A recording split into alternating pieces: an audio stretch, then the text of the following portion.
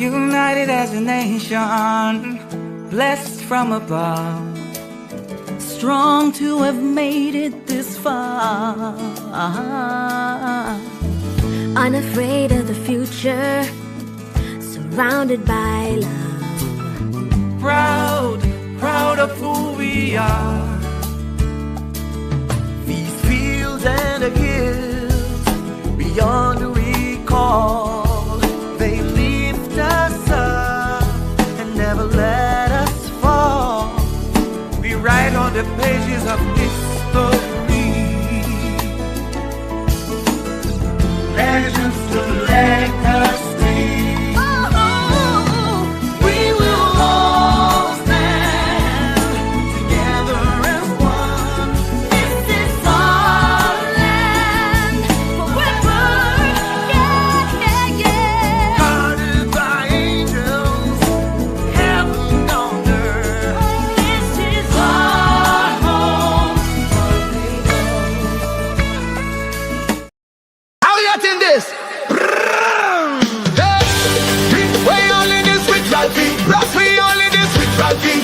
One vision, one people, one destiny. We all in this with Ralphie.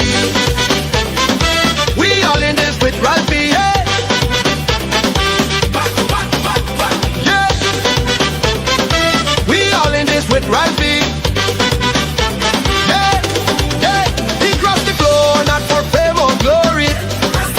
He crossed the floor to rewrite the story. The people vex, the country tight. Ralphie step up to set things right. From Christchurch to St. Lucie, everybody know he stand for we. He watch them laws, line by line. Yeah. He said follow the law, not the head lady. We all in this with Ralphie. We all in this with Ralphie. Yeah. We all in this with Ralphie. Yeah. One vision, one people, one destiny. We all in this with Ralphie. He crossed the floor to unite the country. So everybody sing in harmony. We all in this with Ralphie. Yes, we all in this with Ralphie. Hey, hey. Yes, we all in this with Ralphie. Hey, hey, hey. He said to the house, how you getting this? Watching the chaos, parliament in a twist. One member while another talk too fast. Ralphie step in makes sense last. The people laugh, they clap, they grin, cause Ralphie sharp, he know how to win. The law and logic, he keep them tight. He bring order to the parliament fight. Hey, R-A-L-P-H-I-E. Hey. We all in this with Ralphie. R-A-L-P-H-I-E. Stand up tall for unity. Hey.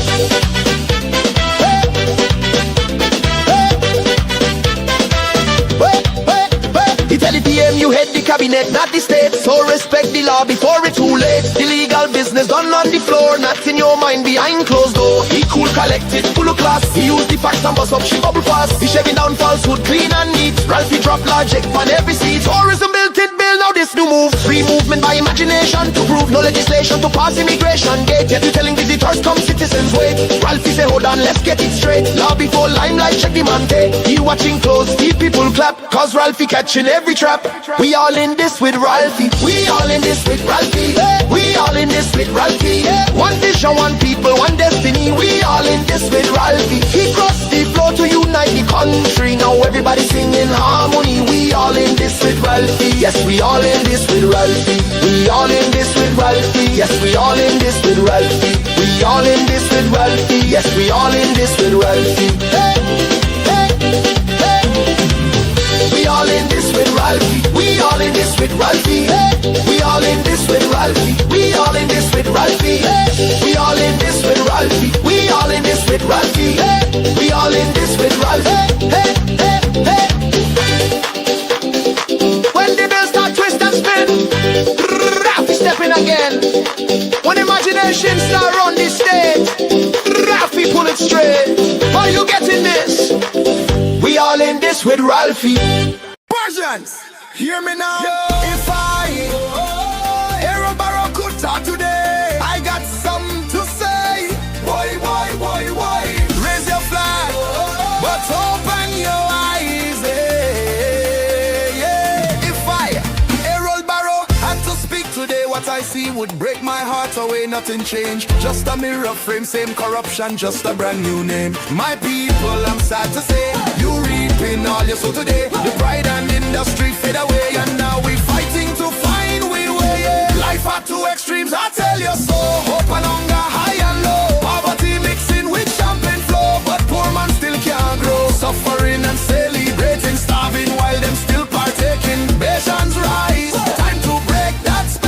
showing contempt for yourself.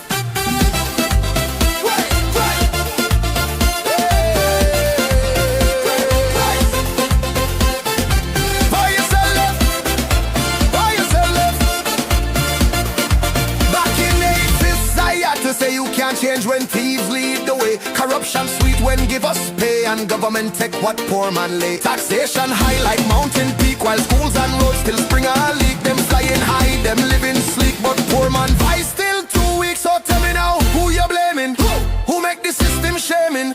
Them raise the dead, destroy the cane. No migration needs the pain. You will lead us like the clay, and now me are playing God today. Talking sweet but turn away from the people who make she laugh, she bend and smile she wear like she care, but she can't share. You think she love, you think she fair, or she trying to run you from here? Errol watching from up above. Barbadians where the unity and love we used to build, we used to fight. Now we just beg and say alright. Let we rise again, take back pride, build Barbados from inside. And I, Errol, gone back to sleep again. Errol, but I pray next time I wake, my people go rise, rise I say. Bimshar still alive.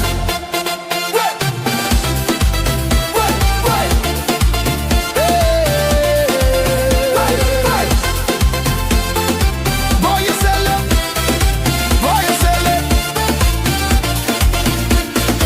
Bimshar still alive. We just need to revive.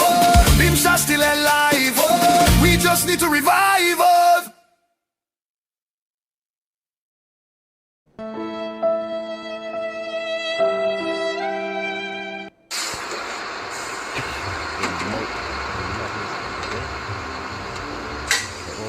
Good morning. Good morning. Where you getting with that? I'm a pensioner, so I don't pay the buses with my pension card. Why sorry, but things privatized now. Oh? How long? But since the new government get in, the transport board gets sell. What do you mean? That means that children and pensioners got to pay the travel penny bus. This is what the Owen Arthur-led Barbados Labour Party will deliver to the pensioners and children of this country if you vote them back into office. So you got the money to pay? No, I'm not paying. Well, then you got to step I off don't the have bus. any pay, so I will step off. Well, you got to step off the bus then. Well, if the DLP government were in it, I would have this. Should never be like that woman.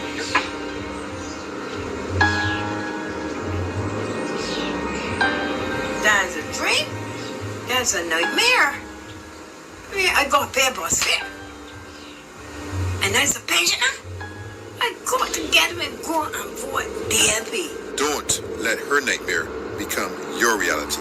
Don't put Owen Arthur back in office to privatize and sell off Barbados. Vote for the Democrat Labour Party. Dems now, Dems again.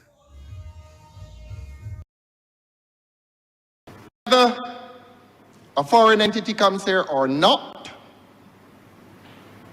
Barbadians must maintain their rights, and this government or any other government is under a moral, political, and social and economic responsibility to protect Barbadians.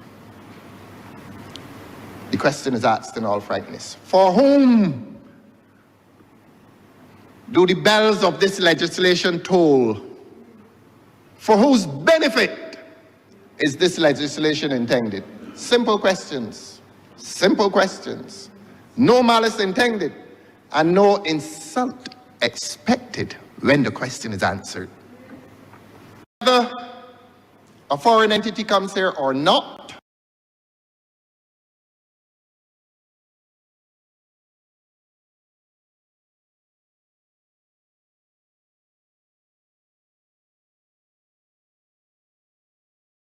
Good morning. My name is Dale Rowe, the Democratic Labour Party candidate for the city of Bridgetown and the spokesperson on poverty alleviation. I stand firmly against the Miamotti-led Barbados Labour Party government and Transport Minister Cynthia Bradshaw. I stand against their plans to privatize the transport board. This is an act that represents control of the monopoly rather than the commitment to serving our people of Barbados. At a time when cost of living is already unbearable, when rent is rising, food prices are climbing, and too many Barbadians are barely making ends meet. The decision to privatize public transportation is nothing but cruel to our people. This move will push our people deeper into hardship and uncertainty. Let us ask the real question. How is a single mother with 3 children surviving on minimum wage, buying food, and also now have to pay bus fare? How is that pensioner whose pension barely is enough to pay rent, how is he or she gonna maneuver when he or she now have to pay bus fare? Privatizing will not make life better for the average Barbadian. It will raise bus fare, increase the cost of moving around on this island, and yet place another financial burden on households already under pressure. This is heartbreaking. This is unacceptable.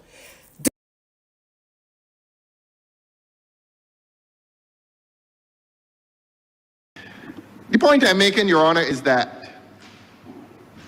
legislation has protected all companies from 1982 to present. The companies are resident here, the activities take place here, the directors live here, they're all local. So the public now is very curious as to why you need this special category of legislation relating as it is to this concept of economic substance. And the legislation today, the amendment today, is defining economic substance, and it is making the activity residential, and the directorship must also be residential. So what is different? For whom is this legislation intended?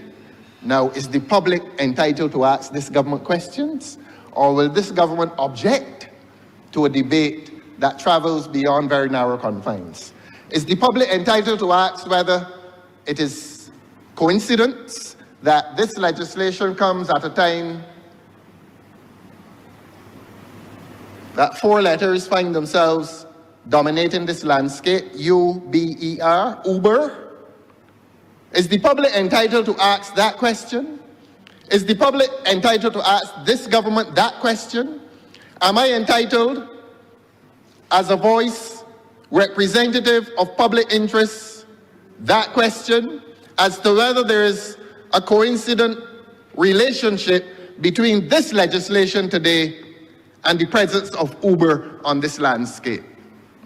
Now, I'm going to read those subsections again.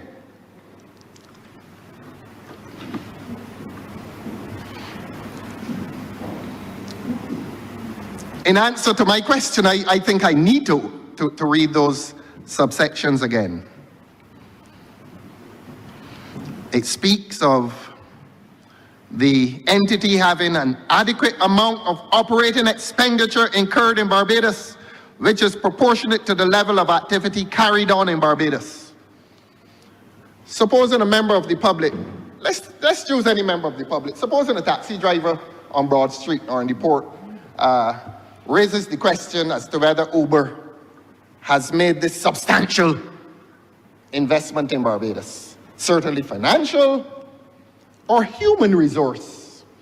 Supposing that taxi driver in the port asks that question in addition to the other questions they're asking. Supposing the taxi driver out there by, used to be Manning's, I don't know what is out there now, Sheffet or something, or the taxi drivers further down by the Mutual building, by the Sagicor building, supposing they ask these questions as to whether Uber has brought capital, adequate amounts of capital into this, whether a foreign entity comes here or not,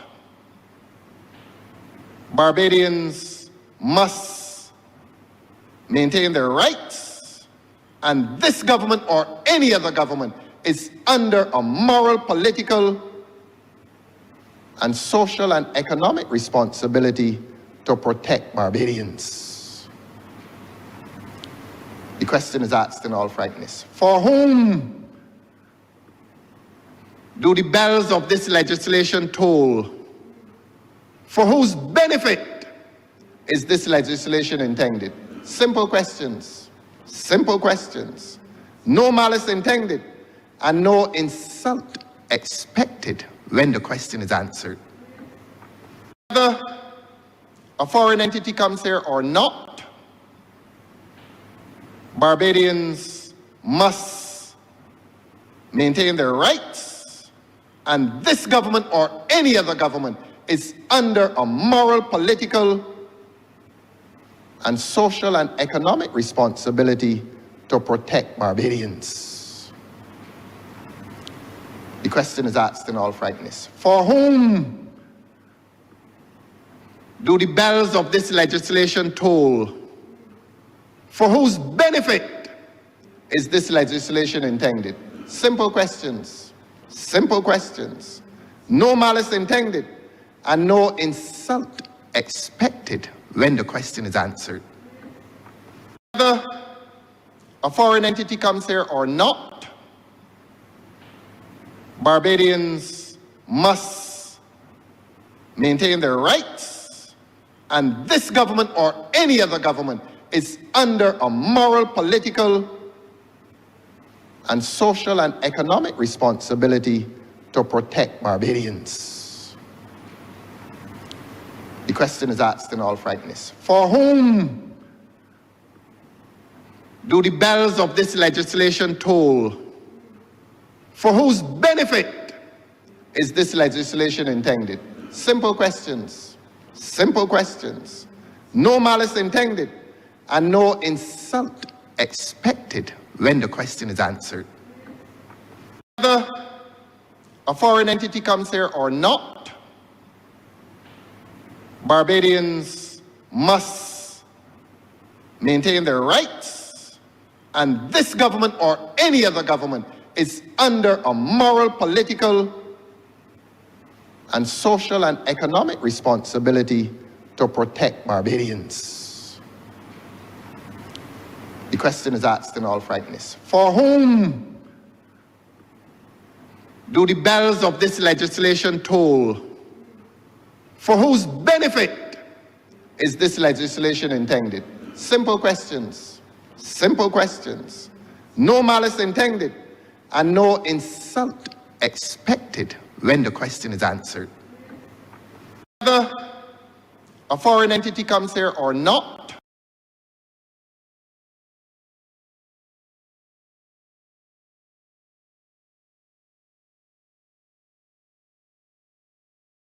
just tell me that. Go. Good evening to viewers here in Barbados and in the diaspora. This is the Thursday edition of DLP TV. This week we are discussing transportation, the lifeblood of the economy. As you know, the government has made proposals to get rid of, I'm not going to use the heavy terms tonight, to get rid of the Transport Board. I think the Transport Board has been functioning in Barbados since 1955. How many years is that, gentlemen? 70 years that we've had a Transport Board in this country. As I said elsewhere, and I'll say here, it has been a part of all the government's programs of social democracy in which the state, the government invests in certain sectors of the economy, housing, for example, health, education, and transport is one in which the government has invested, not for the purpose of profit, but for the purpose of moving people. Because if the people in Barbados had to pay the kinds of fares that would make the Transport Board profitable, I beg your pardon, the fares would be prohibitively high. I think it's $3.50 now. You'd probably be paying more like $7, $8, close to $10 in fare. And in a small economy like Barbados, that is not a tenable situation. So that is why transport in Barbados has been subsidized by the government. I like to say that perhaps if a transport board breaks even, that is an excellent result in something that is supposed to provide a social service. So the point is, the transport board has never really been profitable, and it has not been profitable because it is to provide a social service. Anyhow, I've said a lot. We are going to look at transportation again tonight. I think we broke the news on this medium last week that the government had planned to get rid of the transport board, and we had a very good discussion on it. In the aftermath, Sir Roy Trotman has admitted that there is that proposal, and I think the Minister of Transport and Works just this week admitted that the proposal is definitely on. We in the Democratic Labour Party are reserving the right to question the proposal to scrap the transport board. We're going to discuss it here tonight. We have, as usual, an excellent panel. To my immediate right, young attorney at law, Damien Fanas. Damien has been with us so often. Damien, I'm beginning to feel guilty that we're imposing on you so often for these discussions. But Damien is a very intelligent young man. He used to be an athlete. He tells me he's not any longer, that he's not as young as he used to be. 200 and 400 man. Yeah, retired. These days he's running around the courts and the legal documents. Welcome, Damien. Thank you very much, Comrade Leader. Very glad to be amongst friends and family again, DLP TV. Thank you for having me. Always a pleasure. To Damien's right, the heart and soul, the new heart and soul of St. James South, an excellent young man. His record of public service exists at the Barbados Cricket Association. I think Pedro Graves, who is our candidate in St. James South, is an administrator at the BCA. Pedro is our candidate, as I said, in St. James South, and he works in corporate Barbados. I won't say where, but he works in corporate Barbados. Pedro plays dominoes as well. I don't know how successful he is on the dominoes board, but he tells me he's a very good player. But tonight, he's here to discuss the issue of transport in Barbados. Pedro, welcome to the show. Thank you once again for having me. Good evening, Barbados. Always a pleasure. The city will receive perhaps the best representation that it ever will have done after the next elections, because we feel confident that this young man is going to be the successful candidate in the city. Dale is still a young man. I don't think he's in his 30s. I think he's in his 30s, right, Dale? Yes, sir. Still a young man. He's the baby here tonight. He has been doing marvelous work in the city.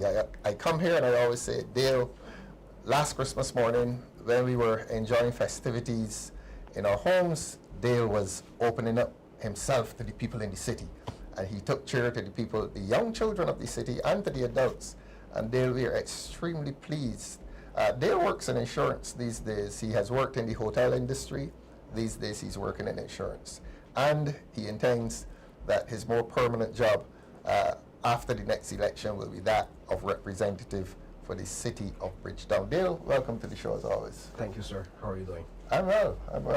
And thanks for coming as always. Perfect. Lovely. Good night, viewers. Good night, DLP family. Good night, everybody. Good.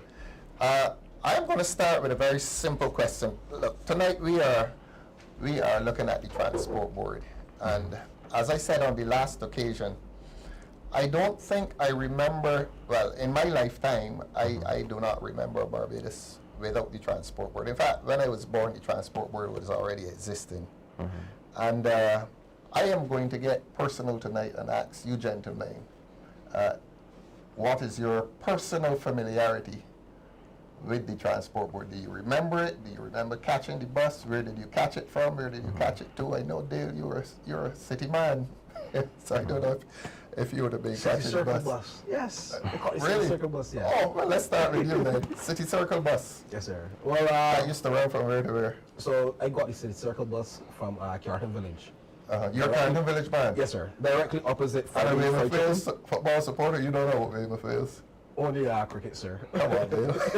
Only cricket, sir. Okay. Yes, sir. Yeah. We got the City Circle bus to head to Eagle Hall. Then when we got to Eagle Hall, then we got the Nada van to head up to Leicester Vaughan.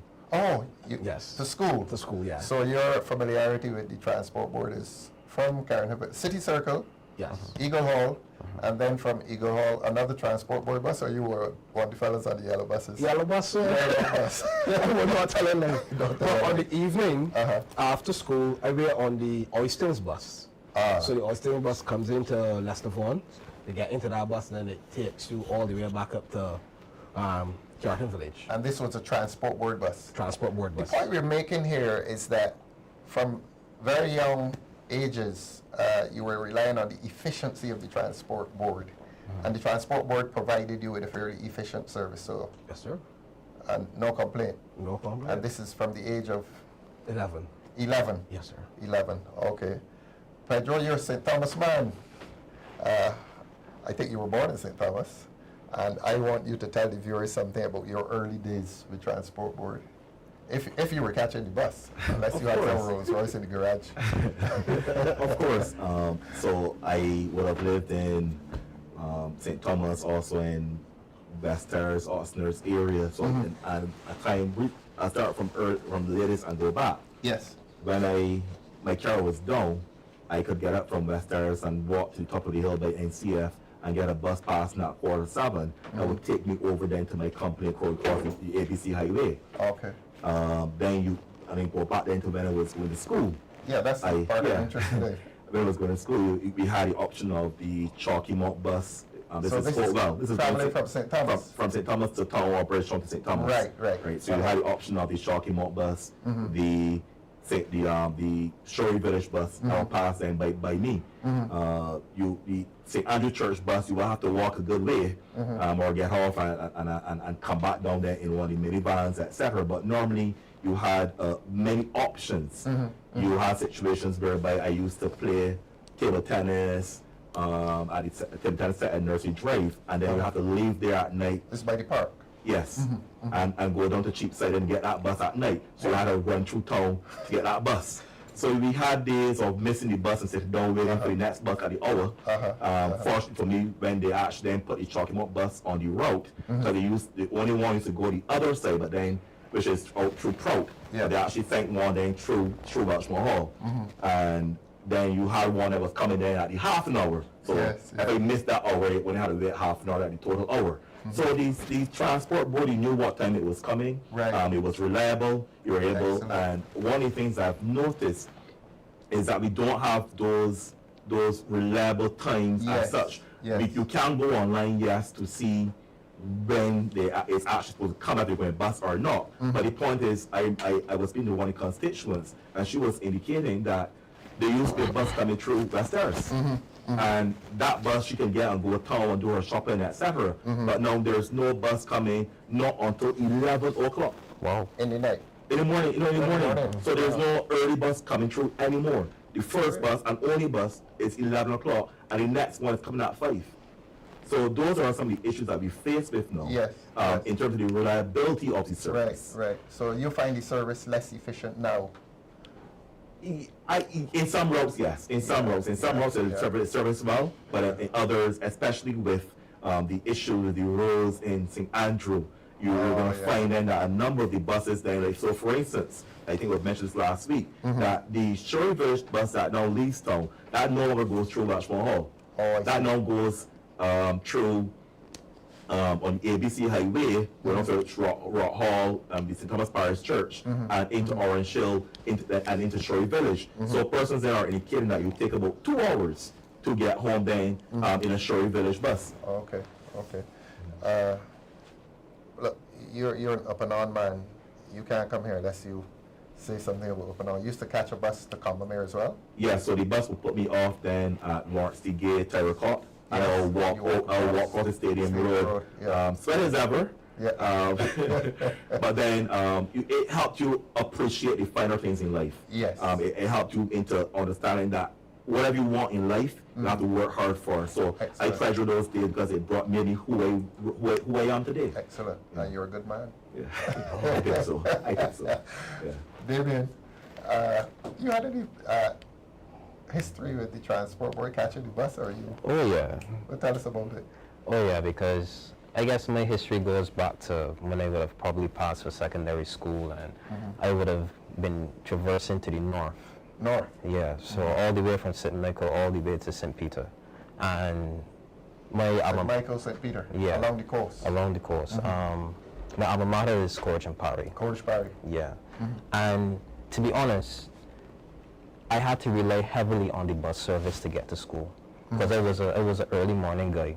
So I could have gotten up at around 6, and by 6:30, 6:45, I opened the house and catch a 7 o'clock bypass bus. So this is Fairchild or the Princess Alice? No, well, it was at the Princess Alice, if I think you wanted to catch the Indian Ground, but the Spikestone bus used to pass behind me. Oh. Right, so I could have just got on the Spikestone bus, got off in Spikestone, and walk up the hill to CP. Or sometimes if I go to town to catch the bus, I could catch the Indian Ground bus. And the Indian Ground technically doesn't really turn in through that gap that where CP is located. But the bus driver sometimes normally has because it used to be a good set of us, would turn through the gap and take us straight to school. Yeah. You know, so it would save us that 10 or 15-minute walk, walking that very, very, very long gap. And it is something that, you know, that I guess that when I look back at it, I guess we took it for granted in the sense that, you know, we have this reliable transportation system. It's not as reliable now, but we had this reliable transportation system that no matter what time of the day when I got up to get to school, I would always be able to catch a bus. If I missed the 7 o'clock, the 7:30 was there. If I did catch the 7:30, the 8 o'clock was there. And then sometimes you had school buses that were just for CP, St. James, you know, Alexandria, and they would come and they would pick us up and take us to school. So you had options. So you never really had an excuse for getting to school late. And that's why, like, when we did get to school late, teachers was like, no, we're gonna hold the attention. We had a very good reliable because they knew the buses that were on the road. They knew how much school buses they had because you could have seen the amount of school buses coming in when you got there, and it was very, very, very reliable. So the transport board was part of the experience of growing up. And Damien, you used the phrase, you took it for granted. Yeah, I took it for granted then. And if the government goes through with its proposals, a 12-year-old boy at CP in future, the transport board will probably not be a part of his experience. Yeah, and to be honest, that is all a part of growing up because you made friends on the bus.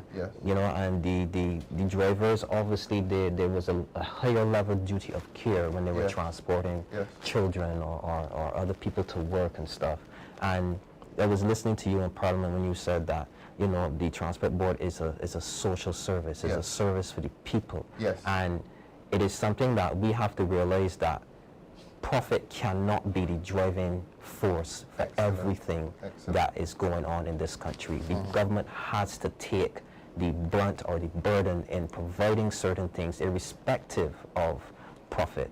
And I believe that transport, most importantly, is that particular service that the government must take on that burden. I want to go to Dale and Pedro and ask about the question of profit. You think we can have a transport board that is making money, making a profit? Pedro, I'll come to you next, Dale. Yes. Based on its structure, you think it can? It is an interesting question, and what I would say is that transportation is a public good, and therefore it is not one that you will want to necessarily make a profit on. However, if any business that wants to be sustainable, you would want to make a profit.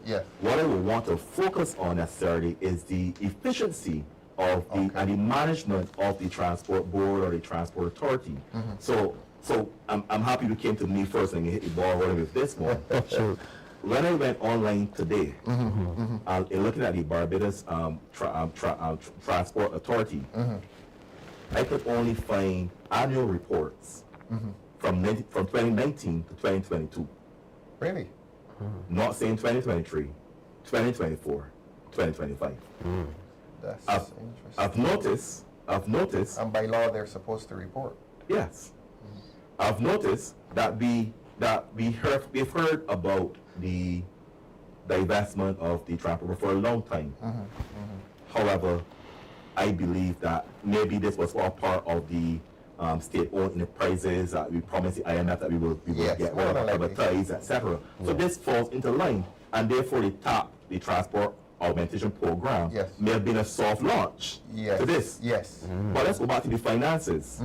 And you've seen, like, when I was going through the annual reports, there were some comparisons. Yes. In 2019, the terminal security expenditure stood at $450,000. In 2022, $450,000. The terminal security expenditure. Security. That's paying for security at the terminals. At the terminals. And $450,000 in one calendar year. Yes. Yes. That figure has jumped to $778,000 in 2022. Yes. I can't tell you where it is now. Why is that figure increasing? That is a question we have to ask, and that's what I'm sitting here. We have to figure out why the figure has jumped by 75% increase within that period, and where is it now? So, and if you're going to make a decision and you're going to put forward the proposals, we need more information on them as well. Yes. You look at things like utilities. Now we boasted of bringing 121 electric buses, and persons will indicate to me that Barbados is developing, but developing worse. You cannot bring in 121 electric buses without a plan. So at every depot, there should be solar panels, whereby then they're being used to charge the actual buses. Yes. And I see these buses being charged overnight, and I'm assuming that they're actually using the solar usage, etc. But all these buses are being charged on the grid. I see. So that is why, so when you see the costing of the utilities, you will appreciate and say, why it's not making money. And I'm not saying it will be profitable, but certainly the efficiencies can be tailored then, whereby we actually have solar panels, and we're not spending the whole night charging these buses, sometimes twice a day, to get on the road. If I may jump in here, comrade, I noticed that you said that they charge the buses on the grid. But if you go back to what the government's policy is with energy, they would have said they wanted to move to more solar and to take these things off the grid. Why would you make that your main policy but not outfit the transport board with solar panels so as to streamline your energy usage? Could it be that maybe this divestment was always in the pipeline with this government? So to put on solar panels to charge electric buses would have been a waste of money to them. So we have to question the motives of this government and why they do certain things or they don't do certain things, and bring it to bear before the people so that we can hold them accountable. So you think this plan was always I believe so. I believe that from the time that we went under the IMF austerity plan, that this was the plan to divest certain state-owned entities, because this has the fingerprints of the IMF recommendations to cut the public service employees, the number of employees, to divest state-owned entities. It just feels as if like this was something that was always in the works for taking that money, and you are now coming to have to fulfill that particular promise to them because you got into bed with the IMF. Dale, what are people saying about the plan to get rid of the transport board? What people who don't have cars, what are they saying? What's the reaction out there? We went canvassing today, and that was the topic. Really? Yes, sir. The dominant topic? The dominant topic. The transport board, it being privatized. So basically, right, a lot of persons work in the hospitality area. I see. So when you're working as a maid, a housekeeper, receptionist, bartender, waiter, whatever. Yes. Those persons, the shift finishes at 11 p.m. Yes. So when you have persons working on the South Coast or the West Coast, the public transportation, once that is privatized, there is no guarantee that you're going to get a reliable service. Remember, persons that own these private vehicles, all of these PSVs, those persons shut off by 7 p.m. Because of security risks. I see. They expose themselves to being robbed. I see. So crime is affecting the crime will affect it. Yes, yes. And then when you privatize that, that is also going to put a strain on our people. Because a lot of the pensioners in the city, they are concerned. A lot of average persons in the city, they are concerned. I spoke to a couple people in finance, persons in finance, they are also concerned. Reason being... Persons in finance? Yes. Persons that work in finance. Oh, Yeah, lending institutions. Yes, yes. Those persons are a bit concerned because persons have line of credit, mortgages, car loans. So when you send home the public, the bus, transport board staff, yes, those persons can only get so much from the NAS. Those persons will be at a 50-year-old bracket. They can't get no employment. So how are they going to continue to service the mortgage? Persons on a 30-year mortgage. Persons have commitment for 8-year car loans. yes. So how are those persons going to survive? So when we were canvassing today, those are the questions that persons brought. But I want to ask a very basic question. If you remove the transport board from the landscape, how are people going to move? People who don't have cars. I mean, we who have cars tend to be neglectful of the fact that, or tend to ignore the fact, I beg your pardon, that there are people out there who use public transport. Honestly, sir, So it's going to put a strain on... What are they going to do? It's going to put a strain on every citizen in this island. Reason being, it will automatically inflate the cost.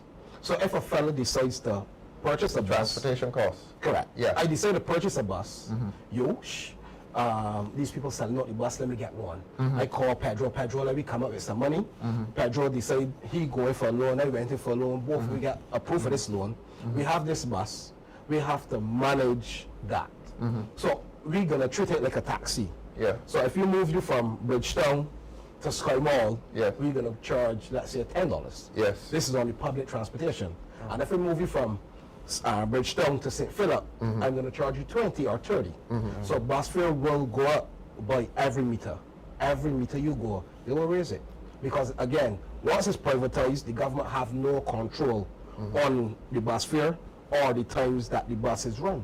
I think they're maintaining a mass transit authority. Presumably, that mass transit authority will set fares.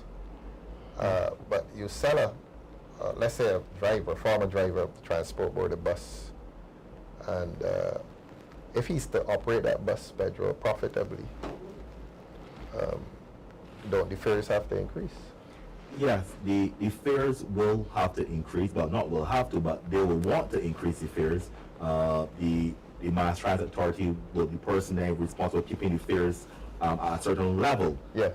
The issue that may fall from this, however, is that you're going to have a situation where persons are going to want to go directly to the routes that are profitable. Secondly, they're going to want to go during peak hours. So you will find then that early morning, between 6 to 9, you will get the buses, but then there will be a slow period then between 10, let's say, and 2 o'clock, where there's not much activity. And then you're going to go again, reverse saying at 2 o'clock, 3 o'clock, school is out, people come out before 3, people come out from work. So what's happening to the person who's traveling at 10 o'clock? So that's a real issue that I'm hearing on the ground. What is going to happen, because people are going to want to go at peak hours as well as raise the fare. So that's one of the challenges there. Yeah. Damien, I think it was Pedro who spoke about the transportation being a social service, which is not profitable. I mean, it's a social service. Yeah.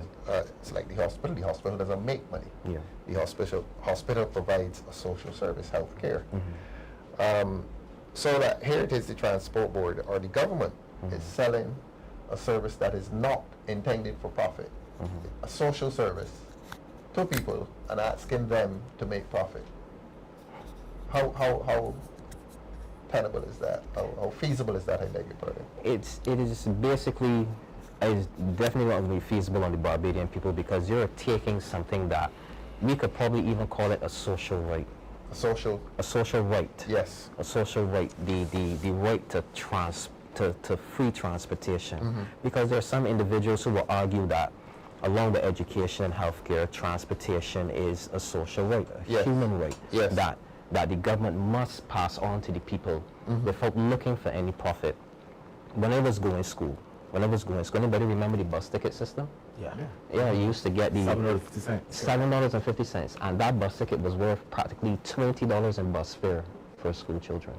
And that was something that the government provided. All governments looked at it and provided it because that bus ticket used to operate on a loss. But at the end of the day, parents could spend $7.50, and for that week at least you could travel at least $10-20 on that bus ticket.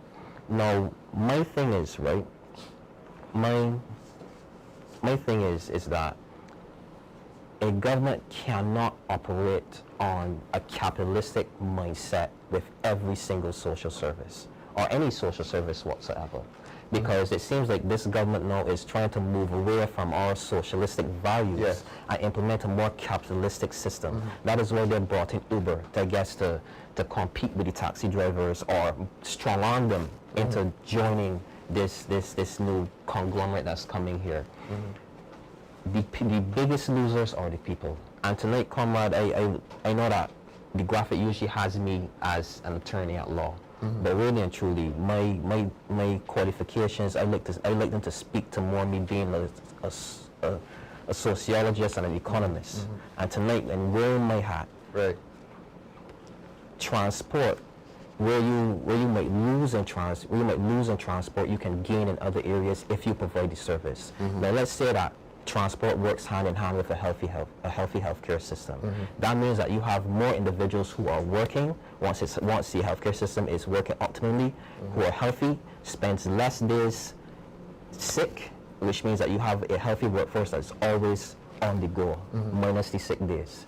If you provide them with a efficient transportation system, you can get them to work on time, safely, which means that you can recoup more taxes from the amount of bodies that you are getting out to work. A government cannot look at every single part of their social services agenda and assume that they must make a profit here, there, and everywhere. Where you might lose profit here, you will gain profits there, because you're providing an essential service or services to individuals that help them to get to work safely or be healthy to get to work safely, and where you can recoup those revenues from taxation. But this government doesn't seem to think like that. And of course, transport is the guarantee that your workforce gets to your destination. Productivity becomes an issue. You know, and you generate the economy. You generate the economy, because if it isn't a free thing. There's nothing free about it. You're contributing to economic. You're contributing to your economic model, whatever it might be. Because it really fascinates me that this government is so interested in freedom of movement outside of the borders. What about the freedom of movement inside of the borders? Those people that really need to get to work on time and safely and efficiently. Because the more people you can get to work safely, the more people you can have to pull from in regards to your tax revenue. Dale is, I think, the most technical man here in terms of cars and vehicles, and I'm going to ask you, Dale, about this electric vehicle thing. How efficient? Let me ask you differently. You're a driver at the transport board, and they're offering you a bus, and you have a choice between an electric vehicle and diesel. Which one are you taking? And I want you to advise the public. So working on... Not that we're supporting the system, but just in case. So working on a $12 salary, $12 an hour. Per hour, yes. Per hour. Let's say that qualify me for, let me say $15,000, which is just a cash loan from the bank. And then to buy a second-hand vehicle, I can't get this money from the bank. I then have to go to the credit union. And so based on the year of the vehicle, the credit union then gonna want to give the financing. So based on what I qualify for, I have to take in consideration my age, one, and then also have to take in consideration what I earn. So if I then want to buy the electric bus, my pockets have to be a little bit deep. I have to be making a manager's salary or some big salary to maintain that. Reason being because the startup cost for these electric vehicles to maintain it is going to be more of a loss to the average black man. You stand a better chance in purchasing the diesel vehicle, right? Because you can run that diesel vehicle till you die. Your children can carry it on because diesel engines are made to last. I see. So when you look at the Zara vans and the yellow buses, when you think those persons that is in that transportation environment, they like diesel engines. You put a little bit diesel, you fill the tank, your diesel cost is low. Yes. And that van running for the entire day. I can do approximately like 50 trips. For how many years? Based on your driver. So if you are a bad driver, it will pull out the belly. But if you are a good driver, your maintenance on that bus will be minimal. Right now, it is not effective for any individual to purchase the electric bus because the government made a bad move to acquire 121 electric buses. It's a bad move because they can only run for approximately 5 hours, 2 trips. Then they have to charge again. 5 hours, that's 2 trips, and you charge again. And they're claiming to be offering them to the drivers. Correct. And realistically, none of those drivers will be able to qualify because those persons already have existing loans. So it is just a scam to me.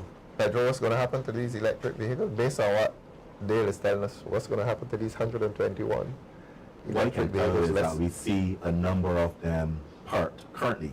F government with a bigger purse can't get them fixed. What about the small man? You have a situation where the TAP program, you have you actually persons from a board. There's a pilot probably before the TAP. Right. Where some of the drivers will actually purchase some of the buses, and a number of them have come out of that because it's not profitable. So what happened to the buses? They're not working. Apparently, one, they told maintenance just now. You have a situation where you don't have qualified persons to actually fix the buses. So if you want to weld the chassis, etc., I reports coming to me is that they're bringing someone from China to fix the bus. Wow. So those are things that are happening and not being told. So really and truly, I think it's a pretense. He made some good points again about the lending institutions. And it seems to be a pattern of this government because I knew that the whole project would have, and I'll share a bit here. The whole project would have failed because which lending institution is going to give you a loan when it's not on your land? It was on government land. The land was not given to the as part of the deal.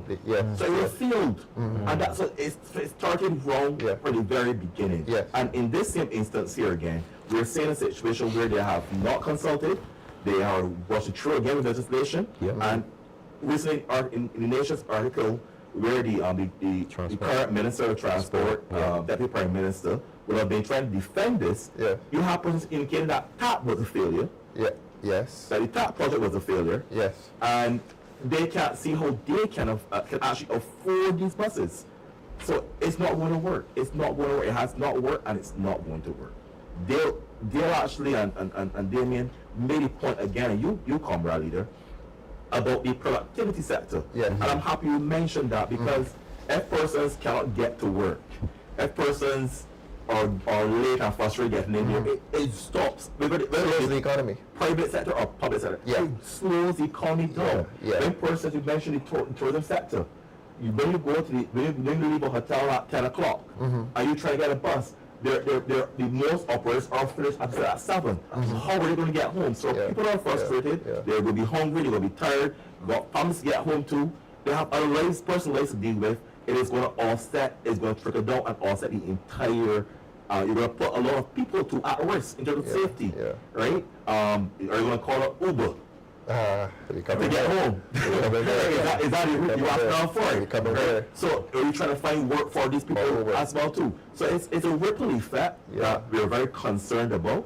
And the key is here, transportation, as we keep saying it, as I said, it's not, we can't compare ourselves to the United States. No. No. Barbados It's too small. It's too small. We do not have the same resources. Yeah. We don't have the same drivers in the economy. So therefore, we have the tourism, yes. Yeah. But we have to our people are always our biggest asset. Yeah. Our people, and therefore we have to invest in our people to drive the economy.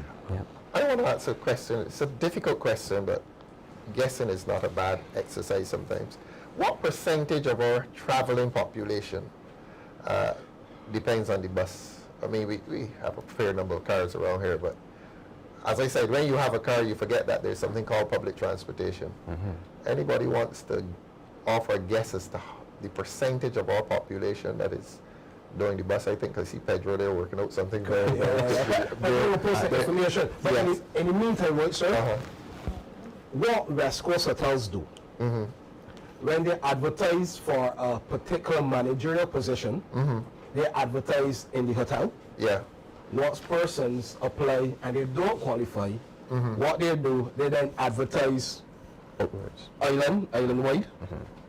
And then what they do, when they know that they want an expat, they market it inside of the hotel, they market it island-wide, and then they submit the document to the immigration stating, well, I have not found any qualified persons for this role, Yes. so we have to outsource and bring in an expat. Yes. So I'm saying this is that at least 98% of the persons working at Transport Board will not be able to qualify for a loan. So who are who, the persons, the groups, who these buses will go to? Because let me be real, the people at Transport Board currently tied up. Yes. Yes. So you know all that can happen. Somebody will collect that monopoly, and that person will benefit from that monopoly. Because the Toyota Hiace, 14 passes, the average person that own one calling for $500 a day. So if a 14 pass makes you $500 a day, by 30 days it's $15,000 a month, non-tax.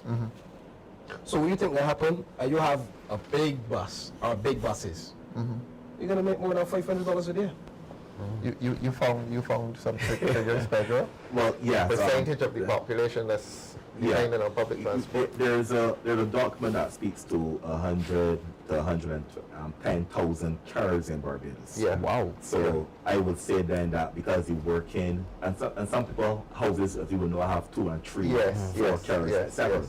So And a lot are pensioners, so there's no question of yes. So if you do that, if you take that to try to get an average, because we all know that the working poor, the poor people in Barbados make up the not have access to cars per se, and they're the ones who use the bus. Yes. So I would safely say that more than 50% of the population will be using public transportation. Really? Yeah. More than More than 50%. More than So if you're 50%. not moving them at affordable fares, back to Damien's point, what are you doing to the economy? And your point, Yeah. you're slowing it down. So what's the solution? Honestly, I mean, the what truth, must this 50% of the traveling population do? I mean, it's not good news for them. No. is going to make our economy harder. Yeah. It's going to push people further and deeper in crime. In crime. In crime, yes. Let me be real. Cost of living is very crucial right now. Indeed it is. Persons are barely making enough to pay rent. So how are you going to pay a raised bus fare? Yeah. Yeah. If you have to catch 3 vans and you got to pay $7 a day, $21 a day, you on a minimum wage.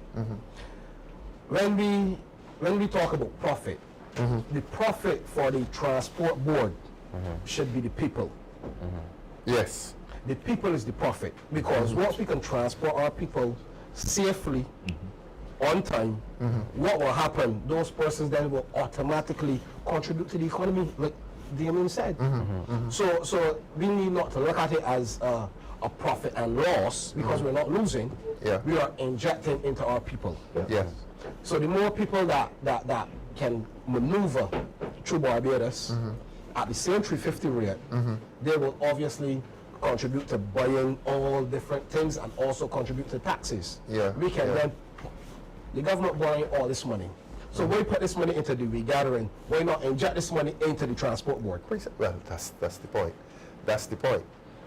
We are spending a lot of money on other areas that probably not. Correct. How is it going to benefit the people? Yeah, yeah. Saturday night, instead of regathering, on the city, in the city. Buses were blocked off. I drove by. Lots of money being spent there. You know, and how is it going to benefit those people the next day? Yes, yes. Many persons still going to school hungry. Many people still going to work hungry. Fortunate for the hotel persons, they're going to get a meal. Yes. But what happened to the average Barbadian? Now, I'm going to play devil's advocate here. The ZRs, the fare is $3.50 as well, isn't it? Yeah. And presumably they make a profit. Somebody's going to ask you, but how come you're saying the transport board won't make a profit and they make a profit? Could you explain that for us, please, gentlemen? Reason being, everyone jumping here again. Yeah. So once you have the PSV, you operating a minivan, you have minimum overheads. They don't pay taxes. The drivers and the conductors, I will be real, they don't pay NIS. Because the few that paid NIS in COVID receive a $50 check. So the government would have encouraged these persons to contribute, and then when they were in need, they receive no benefits. So there are the drivers, the conductors, they don't pay taxes, and the owner of the van don't have to put diesel in the van. All the owner of the van have to do is just make sure that the maintenance is kept. Yeah, yeah. So I want $500 a day for my van. And you will get $500 a day for your van. But are you talking chaos on the roads then? Isn't that how they make money? That's how they make money. But you hustle and bustle. Because they try to get all of the clients, they try to get the boss man money by the morning. Right. So the evening now, what they make, they split. So you really think when we privatize the public transport, I start working from 4 a.m., my ZR, or my minibus, or my yellow bus, or my blue bus, sorry. I start working from 4 a.m. and I already made $500 for the boss. I made $750 and I split it between my second man. You really think I can care about driving bus after 7? Apart from which, they start at what time of morning? 4 a.m. 4 a.m. Yeah, they start early. And they work non-stop? Straight through. Until 6? 6. Yeah. 6, that's 12 hours? Correct. Wow. So once you said they start at 4 a.m. 4 a.m. Some start at 5 because that is the 6. That's 14 hours. 14 hours. 14 hours.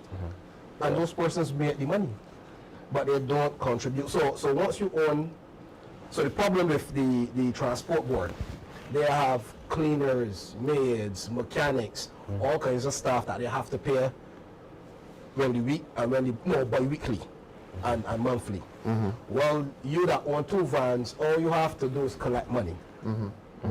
So Pedro, Damien, I want $500, I want $500. I buy 1 van, I buy 10 vans. So 1 van multiplied by 10, I can make comfortably, that's what, $150,000 a month. Can any of you gentlemen contemplate a transportation service that is all ZR, or the yellow bus is what, B or BM? B. Right. Can you contemplate a public service vehicle that is entirely ZR or B? That's scary to me, because I think that we know we lapse heavily when it comes to regulating some of our own PSV vehicles and the service that they provide. Sometimes there are videos that are circling around social media with the way that they weave through traffic, you know, and sometimes they race each other. Even when you're in the van themselves, you might see that rather than pull into the lay-by to let off or some person, they stop in the middle of the road so as to cut off another guy from picking up the passengers down the road, you know. And I personally would not recommend a Barbados that only relies on PSV vehicles. I will not. So you're putting the case for transport board? I am putting the case for transport board. There has to be the government has to take on some sort of responsibility to its people. It seems like this government just wants to erase every single thing that has to do with Barrow's legacy, because Barrow was a socialist at heart, plain and simple. He wasn't someone that looked to see how we could squeeze the profit out of the Barbadian people. He said that the Barbadian people are our resource, because we don't have bauxite, we don't have the coal, we don't have the oil, we don't have the things that we can export on mass so as to bring in some form of economic profit. He saw that the Barbadian people was the resource that we needed to compete with every single other sovereign nation on an economic scale. So this Barbados Labour Party-led government, it seems like they just want to erase free bus fare. They want to erase basically free education, well, basically on free healthcare. They want to just take everything that we are so accustomed to and just turn it on its head so that they can fulfill whatever mandate that was given to them by, I guess, the international lenders or what's not. But really and truly though, that then would turn Barbados into something that is unrecognizable. We might see more people struggling and putting a burden on our social welfare systems because they cannot cope with the already high cost of living, and now to add to that possibly high transport costs. Thank you. Let's embrace our viewers. Let's go to the board. Shirley is asking, is there no company pension for these workers? NIS may not be enough to sustain them. Dale, you know we're coming to you with that question. Honestly, right, with those workers, those persons have to seek insurance. So a lot of persons that own multiple PSVs would have reached out to myself and other persons as it relates to a group medical plan. True story. A guy driving ZR got into an accident, had some issues with his eyes, and he had no money saved. So the owner of the company would have then reached out to me and asked for group health. So sad to say, those persons that work in the PSV, a lot of those persons don't have any kind of coverage. Okay. None. I see. Judith Ann Clark is saying that the severed workers will not have the finances to buy these buses with other personal overheads, mortgage, etc. Pedro, you're agreeing with Yeah, I'm totally agreeing with Judith Ann. I actually was speaking to some of the bus drivers, and what they were indicating is that they will not be able to afford these buses, one, because one, upfront cost, two, the overheads and maintenance of them. So they're very concerned that this is not necessarily in their best interest to be severed and then not then have any fallback then in terms of personal buses, so they have to find work. And we mentioned it earlier, I think it was Dale, I mentioned that mostly the staff at the transport board are mature staff, over the age of 50. So then I want to see then what the Central Bank report will say about unemployment then again. Because I don't think most of the person will be able to find work. So yes, it's good to push entrepreneurship. However, at this level, I don't think they can afford it, and it's not going to work out. In addition to that, right? Yes, sir? please. In addition to that, all financial institutions, they are asking you to be employed, one, minimum of 2 years, and you have to be working for a minimum salary of $2,000 per month. So after you're severed, how can you get a loan in Barbados? Cannot. In addition to that, if you want a self-employed You're saying loan, you're misleading the people there? yeah, misleading the people. Because when you send them home, they're dependent on NIS, you can't get a loan. Who's going to give them a loan? Because they can't get it on a business plan, but the bank's not going to approve that business plan on an electric bus. Not on an electric bus. Not going to approve. And if you want to do a business plan, you have to have at least a minimum of 6 months financing reflecting on your business account. So these persons don't have a business certificate. So they now have to register, and they now have to open a business account. It's going to take them at least about $1,000 to open a business account. And then they have to show the financing going through that account for a minimum at least a year, to be very honest, to get a bike loan, So business then, loan. which brings you to the question then, the government has to know this already. Yeah, they do. So then, who do they know is waiting in the wings then? It goes back to the same point when I said about the hotel sector, saying those employees are not qualified for the job. So the government already know this. Yeah. So those 98% of persons that are not qualified, where the bus is going, the monopoly. The monopoly. The monopoly. Let's go to Hazen Crawford, who is reminding us that school children have to pay. Yeah. This is another strain on parents' pockets. We've been here talking tonight about adults, but we've forgotten the school children. Yeah.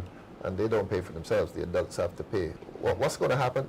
Can we commit all of our school children to private transport?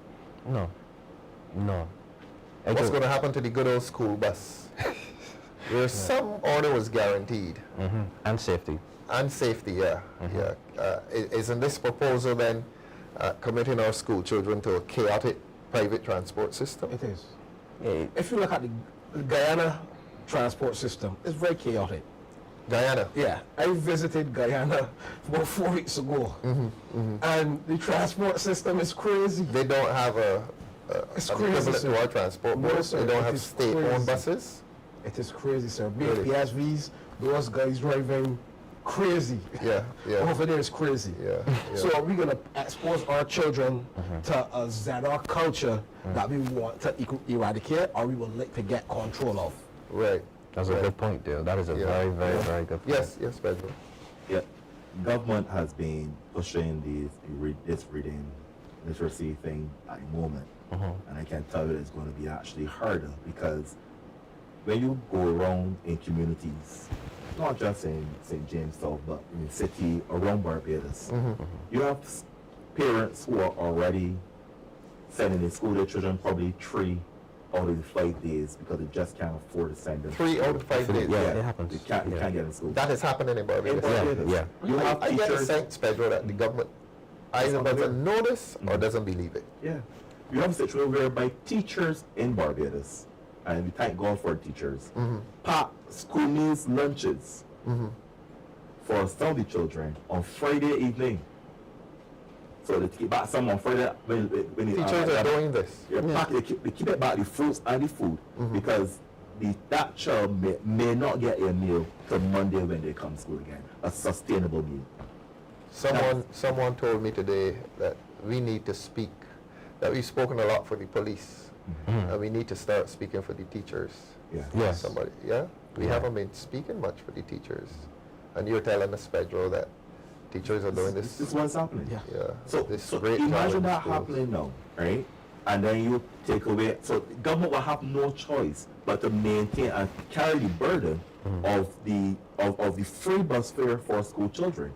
In my humble opinion, because it is a recipe for disaster. Yes. Sir, when we privatize, when Barbados Labour Party privatized the transport board,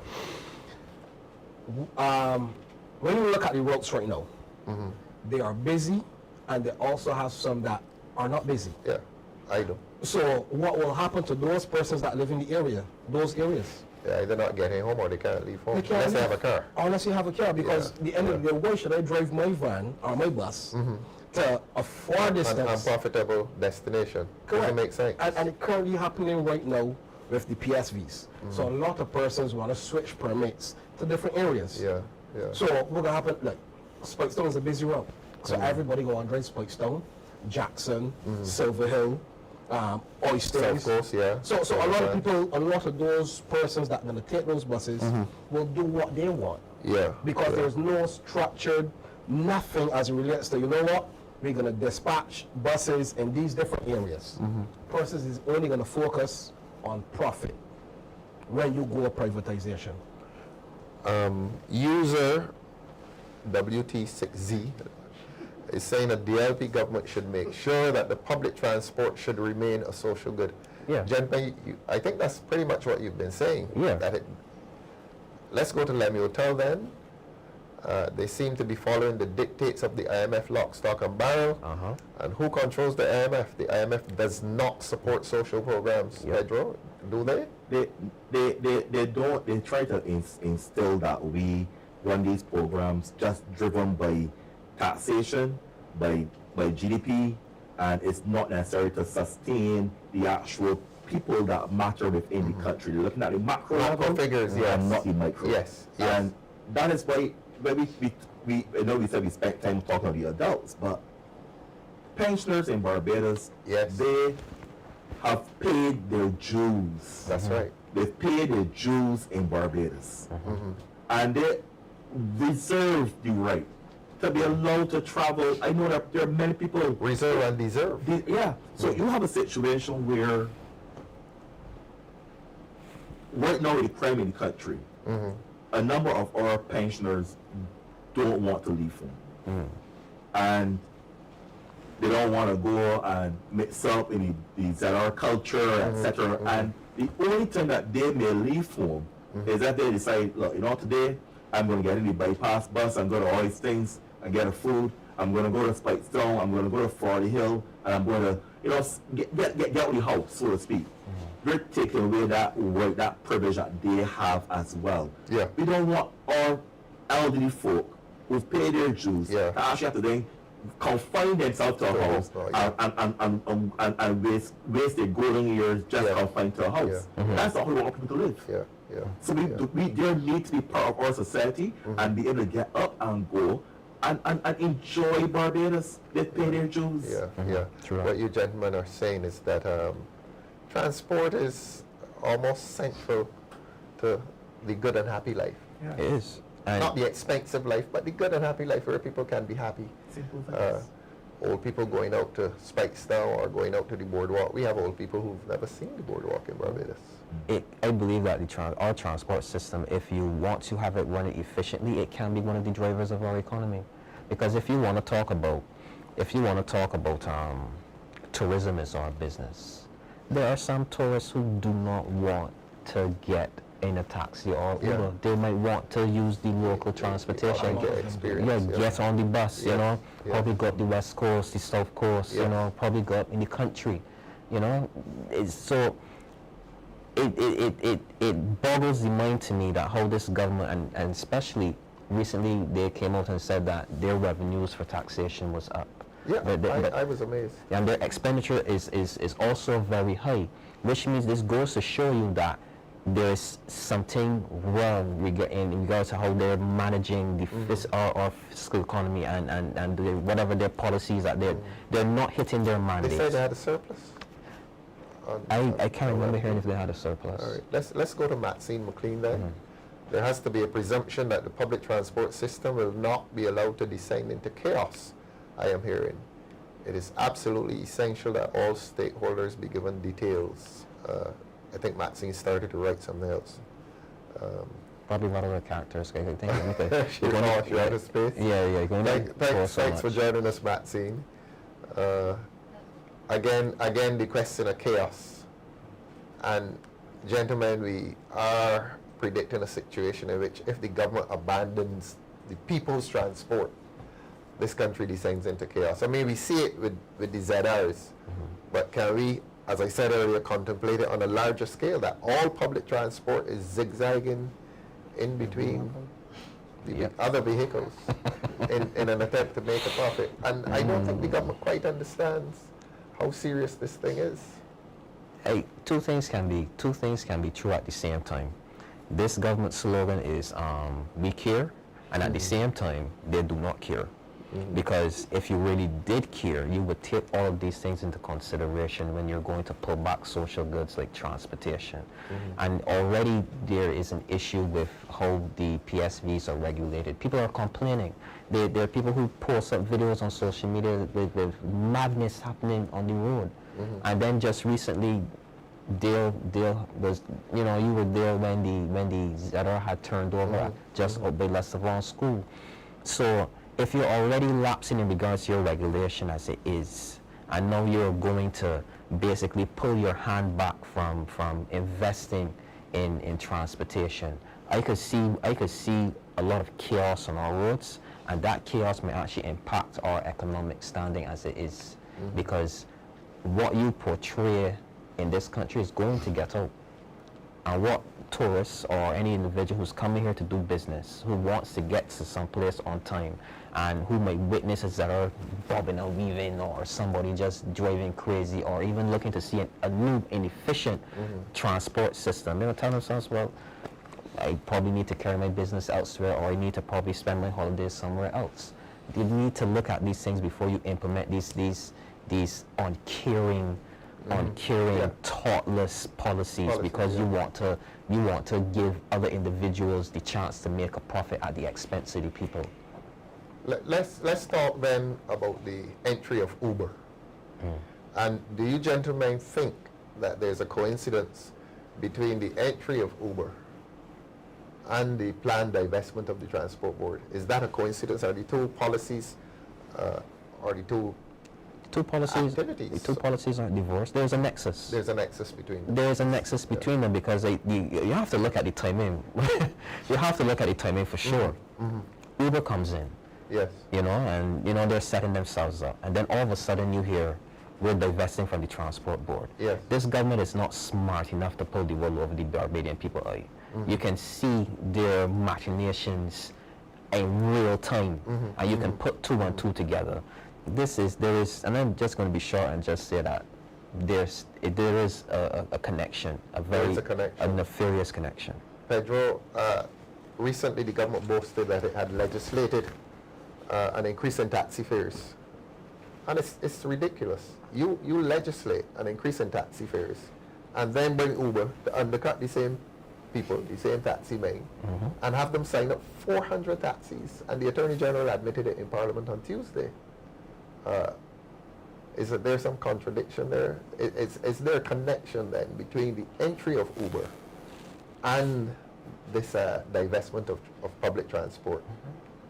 Yeah, I think that there is a connection. I think it's a thought-out plan, as mentioned before. Thought-out plan? You think it's quite deliberate? Yeah, it's deliberate. Yeah. And we even heard initially some of the representatives of the Taxi Association indicating that they would have met with government, and they're on the board, they're going to sign up and everything and stuff. But then only about a week later, we heard the complaint saying that the actual Uber vehicles were actually just outside the port.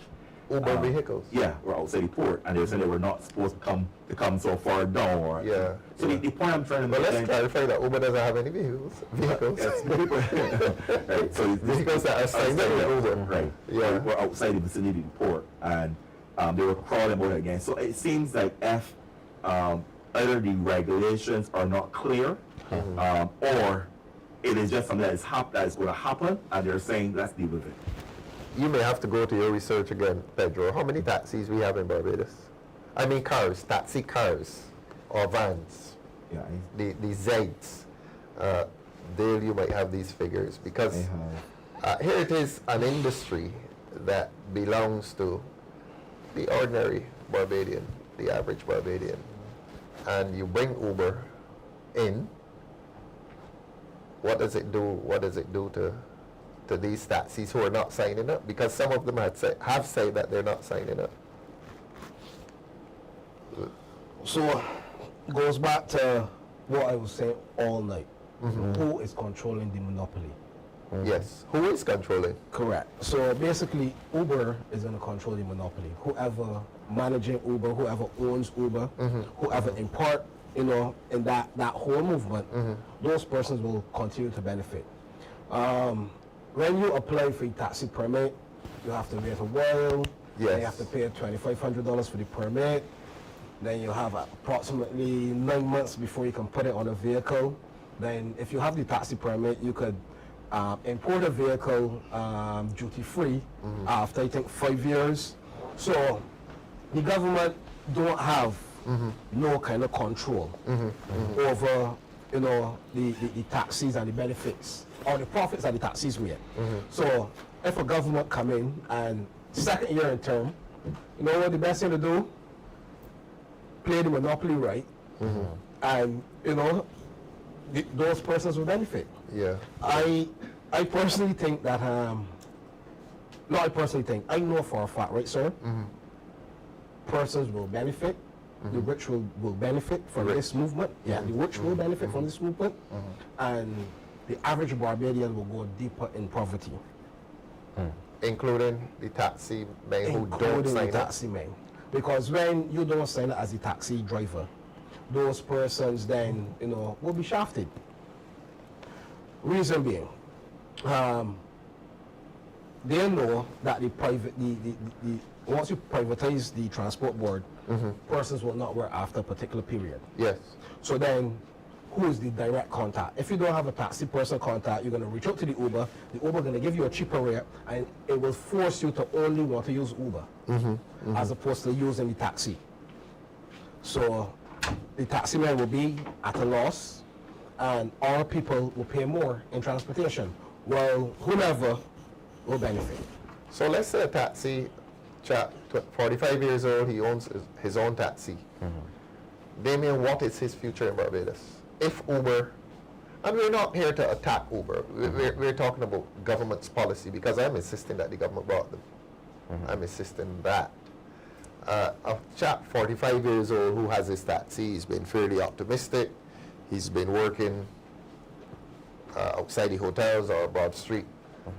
What happens to him? What is his future? 45 years old, has his taxi, has 2 little children, 2 or 3 children, and he's been doing some jobs.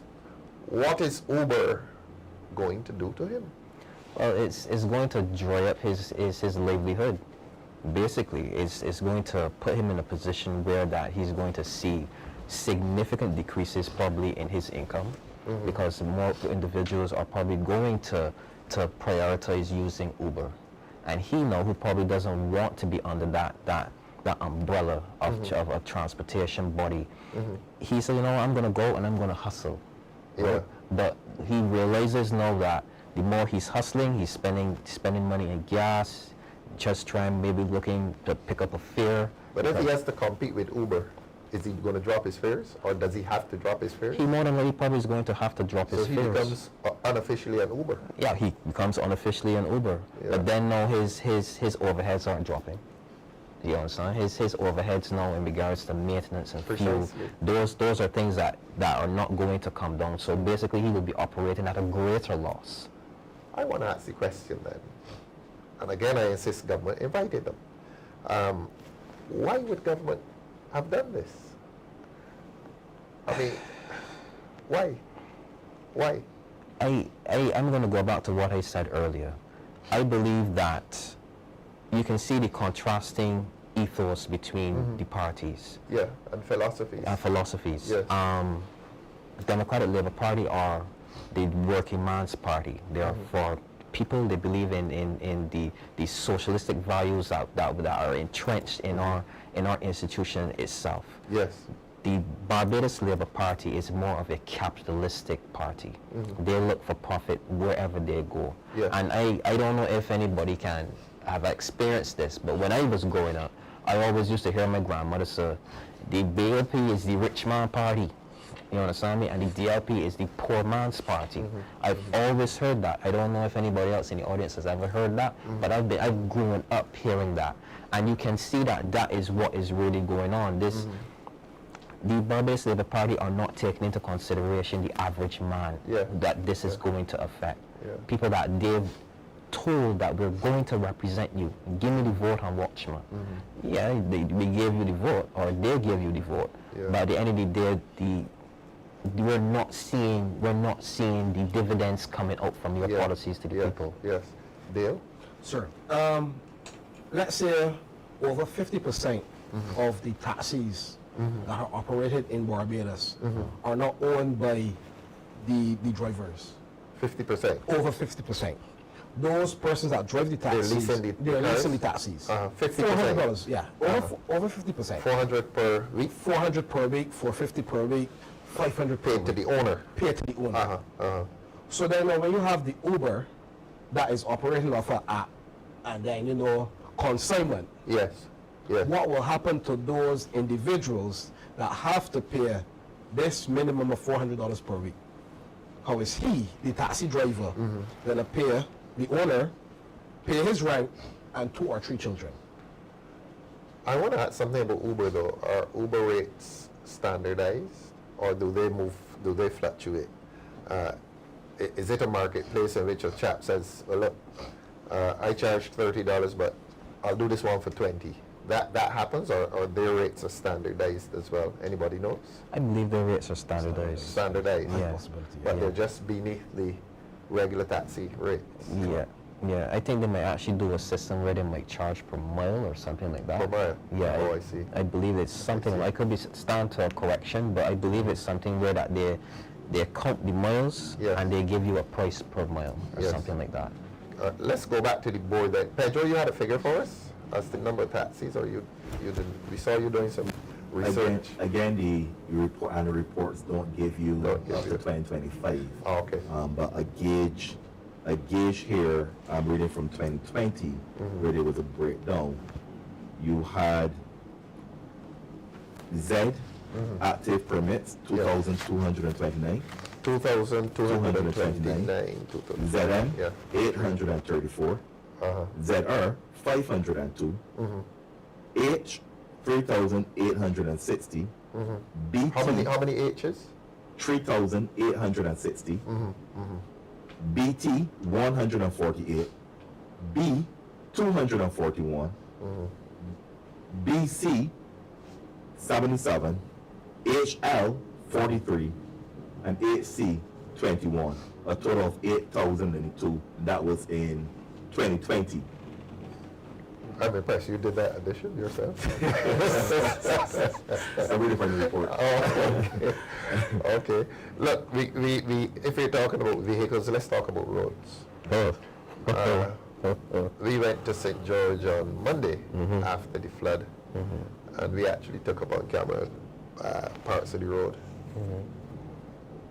the Mill and Pave project. And it seems that the floods exposed the Mill and Pave project as a failure. It is a failure. It is, Damien? It is. Yeah. So you have, all roads are not in good condition, are they? No. And I don't think that people really appreciate that bad roads actually carry up your fuel costs and your maintenance costs. Oh, without a doubt. The cars and the body. Yeah, all right. The maintenance is one thing, but I don't think people really understand that bad roads really do carry up your fuel costs as well. So you traversing on bad roads, and I guess that the last time we would have hosted, we would have looked at, I would have asked a question, is it time to probably move away from the asphalt itself and maybe invest in concrete road, which would be more expensive, but they last longer, and also they absorb CO2. I read somewhere that the concrete roads are hard on the tires. I guess it's a give or take system. Because the current system now with the mill and pave and the asphalt, those roads they deteriorate very, very, very quickly. And now we're seeing now that the weather is basically it's very unpredictable, and if we're going to, be, I guess, honest, there's no way that the roads should look like that after, even though they had a flooding. There's no way our roads should look like craters or chasms or canyons. The top actually came up. Right, and that is more money you have to invest in fixing those roads. And so we're going to go back to the system that you're using, which shown that it's ineffective, to go and fix them again for then something else to happen, and then we got to go back to the cycle of repeating it. It makes no sense. We have to probably maybe, I guess, pivot and use some of the money that you're borrowing, to tell the truth, because I really don't know where it's going. Yeah, which leads to my question. Why are we appearing not to be repairing our roads? I mean, I sometimes don't understand, quite frankly. Comrade leader, it's actually quite interesting because our sports person who was supposed to be here tonight for transportation had car troubles because of the roads. Pedro had a car problem. But one of the things that he continues to the other Pedro. One of the things that our general secretary. Yes. One of the things that he continues to agitate for is 24-hour or overnight maintenance of the roads. That's an interesting idea. Yeah, because what he's saying is that we are collecting millions. You're boasting again of the millions you're collecting in revenue for fuel tax. Yes. But we're not seeing it reflected on better roads or better maintenance of those roads. You go down St. Stephen's Hill, there is a massive rock blocking I call it a well. Anyone goes down to that, the curb match is written off. That needs to be fixed, right? When you go through St. Thomas, it's one of the worst roads. Bridgefield has Shop Hill is bad too? Yes. Shop Hill is easily the worst road in Barbados. You sure it's worse than Bridgefield? Yes. Shop Hill is worse than Bridgefield. We're going on location next week. Right, you have to go there. Shop Hill is the worst road in Barbados. And I'm saying that it is very, very unfortunate that you can have an administration in power for so long and they're not dealing with it. It's not That's a major thoroughfare, isn't it? Into the heart of St. Thomas. Especially saying that you have parts of Rock Hall blocked off, you have Bridgefield blocked off, so persons now have to go all around to Jack in the Box Gully to get into Welshmore Hall. Yeah, what's happening on that side of the island? Jack in the Box Gully used to be one of the worst roads in Barbados. But I actually would say no, it's actually one of the best. They fixed that one. What's happening on the East Coast? There was last time I saw the East Coast, there was some diversion on the coast, the East Coast Road itself. So when you going down into St. Somebody was in a house or something? You're talking about the No, not that matter. That was not the right. So when you're going was down, there that diversion on East Coast? I'm sure I saw it a few last year. No, you know the old East Coast Road. The famous East Coast Road.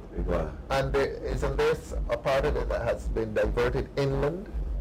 What's talking about inter-shore version building a bell plane. So you actually go in, if you go to bell plane where the ranches etc. down in St. Andrew. Because the bridge that was broken down over St. Joseph, they then had to cut a road then for a person to get into the bell plane from Shorey Village. Am I hearing that the East Coast Road repairs are not going well? That they try to fix some bridge and they can't get it done and they're doing it over and over? Anybody here went to the East Coast in recent times? Our photographer Roman I keep telling Roman he has to be here.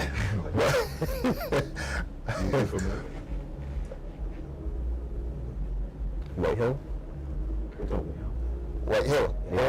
Yeah, the White Hill project. That has been an issue for a long time. That's right. And it's not finished. No. That has been an issue for a long time. Yeah, all right, let's go back to the board. We have Roman under some pressure behind the camera nodding away. Keith Padmore, public transportation is a key component of the workforce in Barbados. You're right about that, for sure. Vihoy, do we have an audit from Transport Board?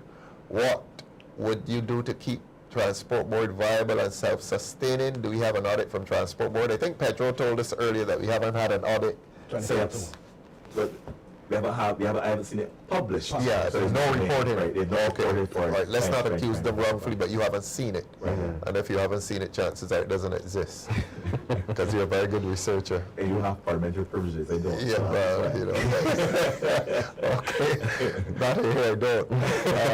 I've grown up hearing that the BLP is for the merchant class, and we can clearly see it in action. Lovely, that's what you were saying. Damien, Judith Ann, I was an owner of a taxi for close to a decade. I would not want to be in the business now. Judith Ann, I've never seen you driving any taxi. Who else do we have on the board? One more? Nobody else? Lemuel Tall isn't talking to us tonight again. Lemuel is one of our more prolific writers. Let's answer Vihoy's question. Let's go back to Vihoy. Vihoy was asking a very interesting question. Can't find her? And this is what she was asking what we would do to make it profitable, or at least sustainable. Yes, she was asking that, what we do to make it profitable. To be honest, right, I do not see a profitable transport board system in Barbados. I do not. You don't? I do not. You mean money profit? Money profit. Yeah. If you break even, that is a good year. Oh, that's a good year. Yeah. But I believe that if the system is efficient and is running immaculately, you might be able to pick up profits in other areas You know, it might actually help with your tourism product. It might help with your workforce, which helps you to get more revenue from taxes. You know, you have to give a little to get more. You know, so it's like I've heard you saying, if you sell everything you want, You gotta buy everything. You gotta buy everything you want. So you have to give. You have to give basically, and if you have it operating on a system where that it is efficient, I believe that it will help you in a lot of other economic sectors. That's where your profits will come. Yeah. Vihoy is again saying we need engineers, we are building homes and neglecting our infrastructure like our roads. I'm particularly attracted to that because on Monday when we went to Charles Road Bridge, the lady who took us on the tour, and she's a resident, I think she took us to a gully and the gully was not cleared. So when you saw this flooding up there, they're telling us, look, you can't blame the government for the rain, and we don't blame the government for the rain, but the drains weren't cleaned, and there was a fridge in a well. There was a fridge in a well? Yes, there was actually a fridge in a well. Now, how do you claim to be looking after your infrastructure and there's a fridge in a well? And Judith is answering me. Judith says she wasn't driving the taxi. I employed a driver. I had my vehicle based at a reputable funeral home. Okay, Judith, we accept your clarification, but always a pleasure hearing from you, Judith. Comrade Leader. Yes, please. Going back to the comment with the fridge in the well. Yeah, there was a fridge in the well. I think that we are seeing evidence. We're seeing evidence that this government was divesting itself from the public workforce from the time they stepped into office. Yes. They knew that they wanted to, I guess, compact it. They wanted to lessen down the numbers of government employees, and that's where you're probably seeing certain things like drainage suffering because they don't have the manpower, or they're not setting up the individuals to do their work in, I guess, in a cost-cutting measure or something like that. But there's no way a fridge should be in a well, and that would have never happened under the Democratic Labour Party government. We especially took drainage very seriously coming along to hurricane season, because we knew that with the increase of water, the inches and stuff from the rainfall, you're going to get flooding. So we wanted to make sure that those channels and canals and gutters were free so as to alleviate it. This government, I believe this government from the onset has divested itself from the public workforce, and now they're looking to divest themselves now again completely. It's interesting. Yeah, Dale. Sir, as it relates to Vihoy comment, as it relates to the engineers, yes, it was brought to my attention this evening. This is out by Titchborn.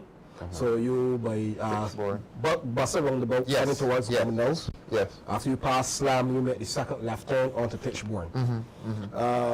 It was brought to my attention that there are 3 Chinese houses, the units. Yes, I've seen those. I've seen those. So 2 of those buildings, they are actually sinking into the ground.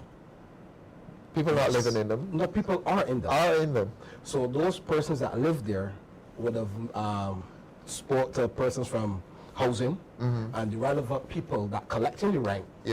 Indicate to those persons that the house is actually going further into the earth, because all the houses, all 3 of the units, they are built on columns at least about 3 feet on the cellar, and 2 of those properties is sinking going down. So more than likely, we have to get some engineers to come and go and check. That is Granger constituency. Yes, Ainsley Granger, or correct. Our man is St. Michael East. Yes. Welcome, Ainsley. I hope you're watching. Yeah, so it was brought to my attention this evening around 4 p.m. and then myself and the canvassing manager, we took a look and we actually saw. But what are you doing at Ainsley's constituency, my friend? I feel quite Barbados all the time, sir. So we definitely need to get engineers before we just decide to build properties to put people in. Because what could happen is the same British situation where everything went down. Yeah, well, another night we have to come and discuss housing. We're going to take 2 programs on housing. Damien, come on, say something. I'm going to respond to Mr. Richards' comment when he said. Mr. Richards? Yes. Yeah. So the fairness, yeah, we had no flooding during the DLP tenure. Sir, that's not what I said. I said that during the DLP's tenure, we would have taken things like drainage very seriously. Yes. So as to alleviate some of the flooding that would have been happening, that would have come with the rains during the hurricane season. What you're seeing now is from this government is a drawback on simple things like drainage. Not even simple, it's very important things like drainage. Yeah, please correct him. Because there's no way a fridge should be in a well. Correct. We would have had individuals going out and checking those particular areas that we know are flood prone, and would have done the work to make sure that the drains and the wells are cleared to alleviate the flooding. Well, I can support yes, Pedro, Damien. please. I can support Damien on that note because when I was canvassing in the Tarps area and the Jurors, etc., persons were indicating to me that they have not seen the drainage division or anyone come to clean the drains for over going on to 10 years now. 10 years? Yeah, so it was no surprise then that places like Crystal Heights were heavily affected by the rain, etc. And you see, we still have good people in Barbados because some of the residents in Crystal Heights, some of the residents in Torps, they actually have taken it upon themselves to go and clean, etc. Okay. But the point is that as a government, Clean in public places? Yeah, the drains, right? That's Because of the, nice. yeah, so there are some good people in Barbados who will do that at a community level. Yes. But realistically, the maintenance is the issue, and we need to make sure we get to these sites on an annual basis. Yes. One of the things that I see, and I'm not in any way trying to show up anyone, right, any of the workers, Yes. but one of the things that a pet peeve of mine is that people will clean the drain, and then you see the stuff right next to the drain. Correct. And then they go, and then 3 days later or 5 days later, someone comes down to wake up and put it on, but if rain falls in between there, they're back in the drain. So we need to be more conscious. It's not a government issue at this point. No, I'm speaking of. I'm saying we need to be more conscious of what we're doing. Yes. Secondly, the next part will be the fact that I see some drains, and I'm no engineer, and I agree with the person that we need engineers to look at the rural structure better, because for me, in layman terms, a novice, why we have the drain at the higher point as opposed to the lower point. Yes, yes. So things like that I've seen, I'm like, but again, someone will tell me how it works. But for me, I think we need some engineers, more engineers. And again, we have to, I don't want to go down this road, but I know we have very reputable companies that have proven and tested in doing road works in Barbados. But there are some companies that we're finding coming up now out of the woodworks. We're wondering what is the experience. But I'm going to try very carefully. You're very smiling. Let's go to keep more. Because of the importance of having a reliable public transport bus service with affordable bus fares, leaving this up to a private sector that's driven by profit will not provide the solution needed. Thank you so much, Keith. You've summarized what we've been saying here, and I think you've summarized how the public feels about this issue. We simply cannot live in a country in which Pedro is telling us 50% of our traveling public is traveling by public transport, and you divest and send it into a private sector, and fares will have to go up. This is not the way to go, and I hope we can make that a Democratic Labour Party position. It most definitely should be. And I want to speak specifically to my Barbadian brothers and sisters. This now, the power in regards to, I guess, fighting this new initiative from the government is in your hands. A Democratic Labour Party government would never divest itself from transport or something like healthcare.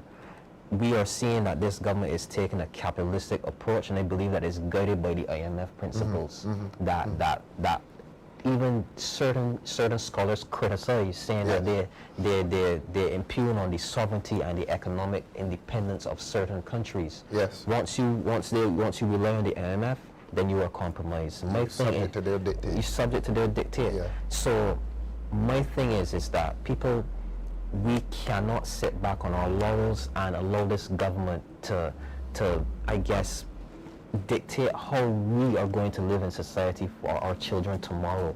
Excellent. Because it's already bad enough that cost of living is high. What do you think paying for transport, probably by, I guess, by a certain distance you pay this much, and then by the extra distance you pay more? How is that going to impact you? How is that going to impact your household? Let's hear what Keith Padmore then is saying about transport fares, bus fares. The current bus fares are burdensome, $70 per week for persons taking 2 buses.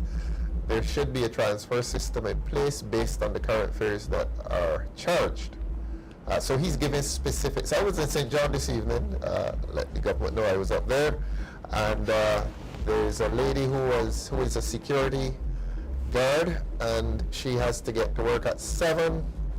And I think around, I left up there around, that's why I got here late, I apologize, left up there around 5:30, and she had left home an hour and a half earlier, and I think about that, and she still had not got a bus. Wow. So the people in St. John, and you know, let us agitate on behalf of our constituents. The people in St. John are having a horrible bus service. Yes. My canvassing manager, he's from St. John. Really? Yeah. And I hope he plans to vote. yeah, for sure.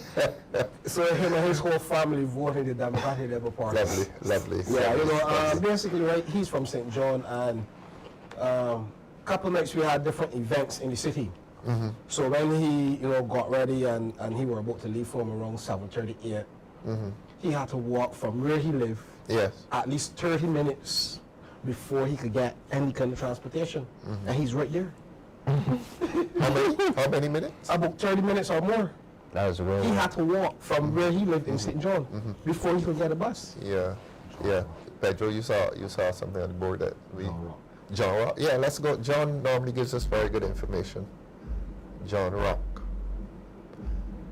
Yes.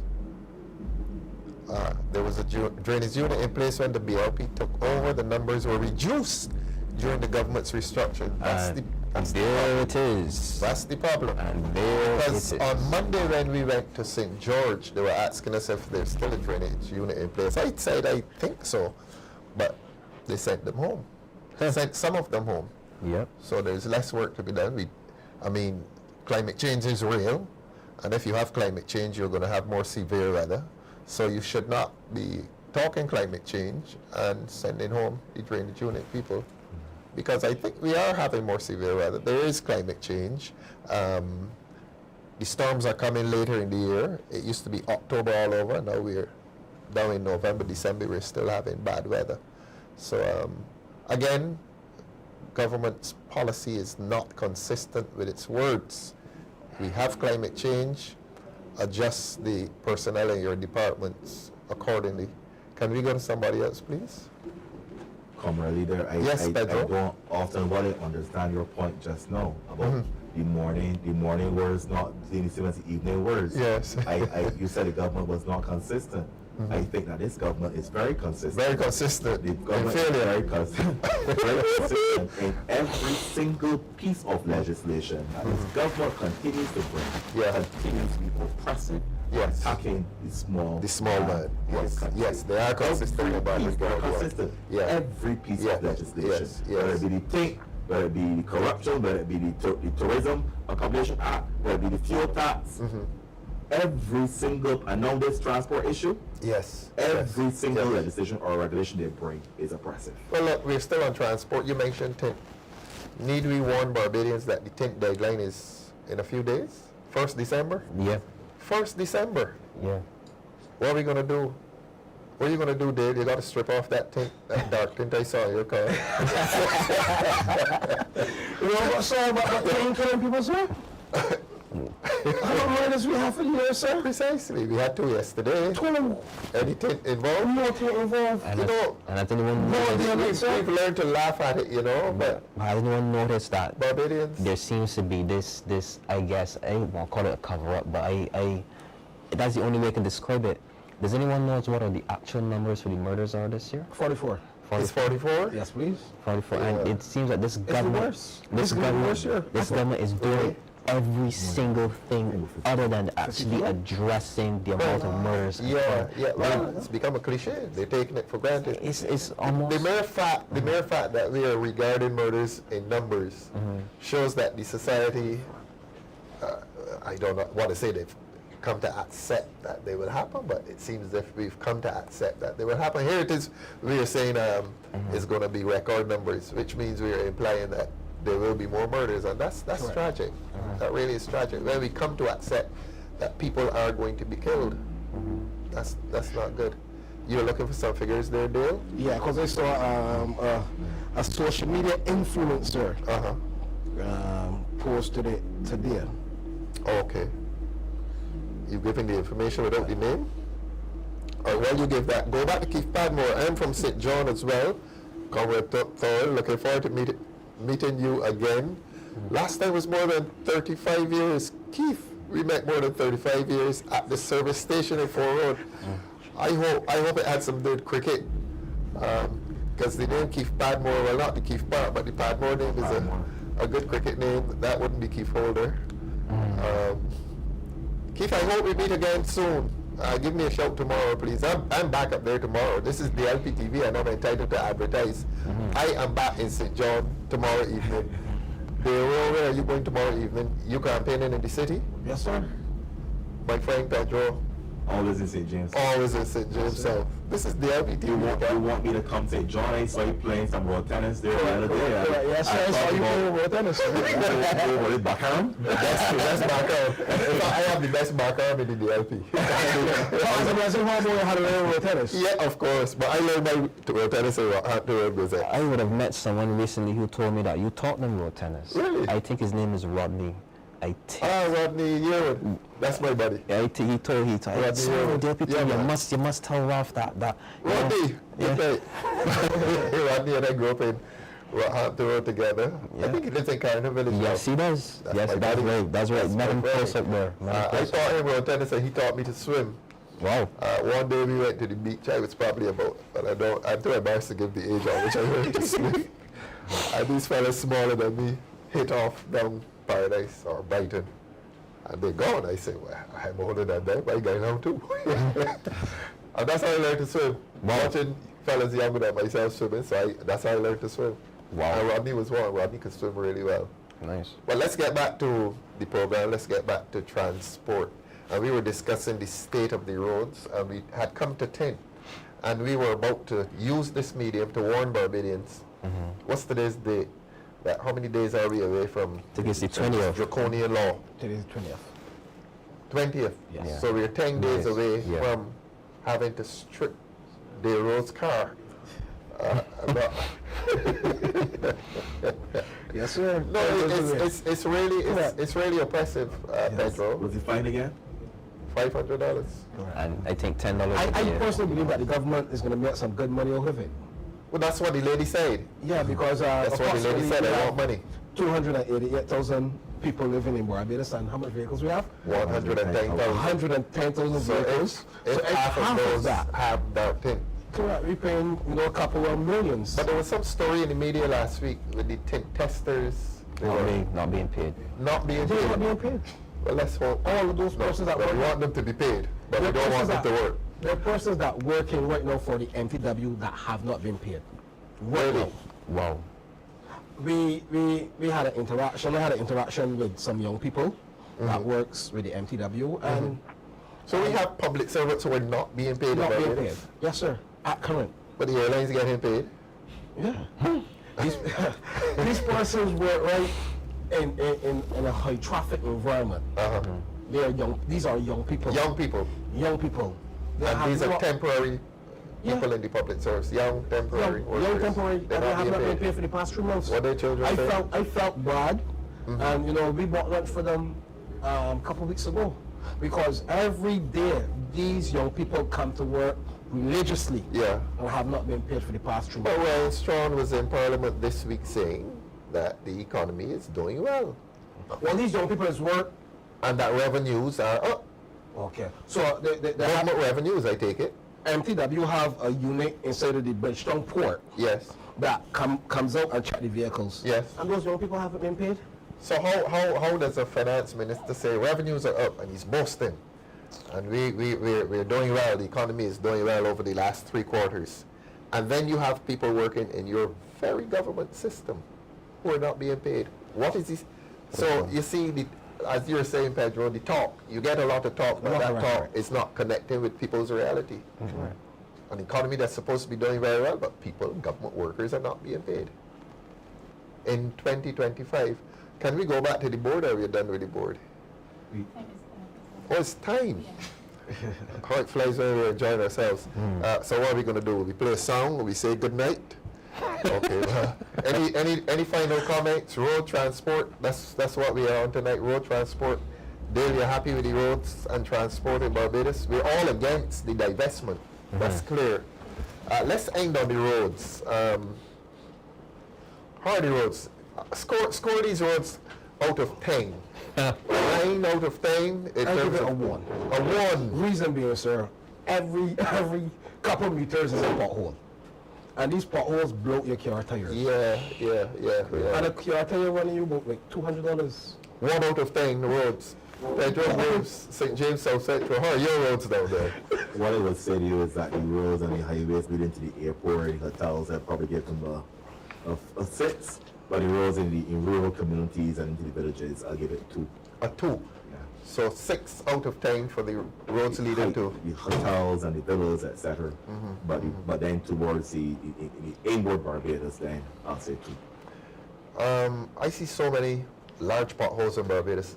Let us tell the government that roundabout that leads down to Graham Hall on ABC.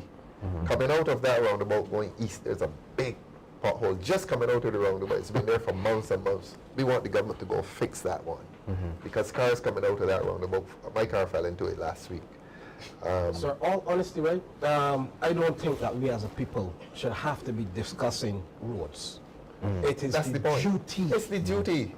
So the government shouldn't be getting applause for Don't roads. fix roads when we have cricket or when we have the by-election. Yeah. They should be on the Or consistent when the came basis. here. Even that. we should not have to ask for our roads. Yeah. We invest so much in tourism. So our tourists come to see these bad roads. Yeah. So you gave 1 out of 10. You're not going to increase it? You marking hard, or? Honestly, sir, Are you staying at 1 out of 10? I'm staying at 1 because honestly, right, there are roads in the city that persons walk and wring their ankles. Wring their ankles, yeah. 1 out of 10. Greenfield, Beerland, you have Chapman Lane, Orleans, you have places that have roads that are really bad. Pedro, the tourist roads, you say 6 out of 10. Yeah, The but local major roads, 2 out of 10. Yeah, I saw a release saying they were paving close to the airport again recently. Last week. Yes. I drove by there on my way to St. John's. You see a lot of activity in many city roads in certain areas. We're saying there's a lot of other places in Barbados. You go into Durance, you go into Torps, you go into Halls Village, you go across West Terrace. Yes. St. Thomas, as I mentioned before, St. Andrew. And there are a number of issues. St. George. Yes. One of the best places is not advertising, Comrade Leader. But I go to Sweet Bottom for myself. And that road that leads to Sweet Bottom and it is horrible again. Really? Yeah. But a guy told me that the south is not worth the maintenance. Because I'm crazy for going for it. But it is good south. It's good south. Okay, bad road south.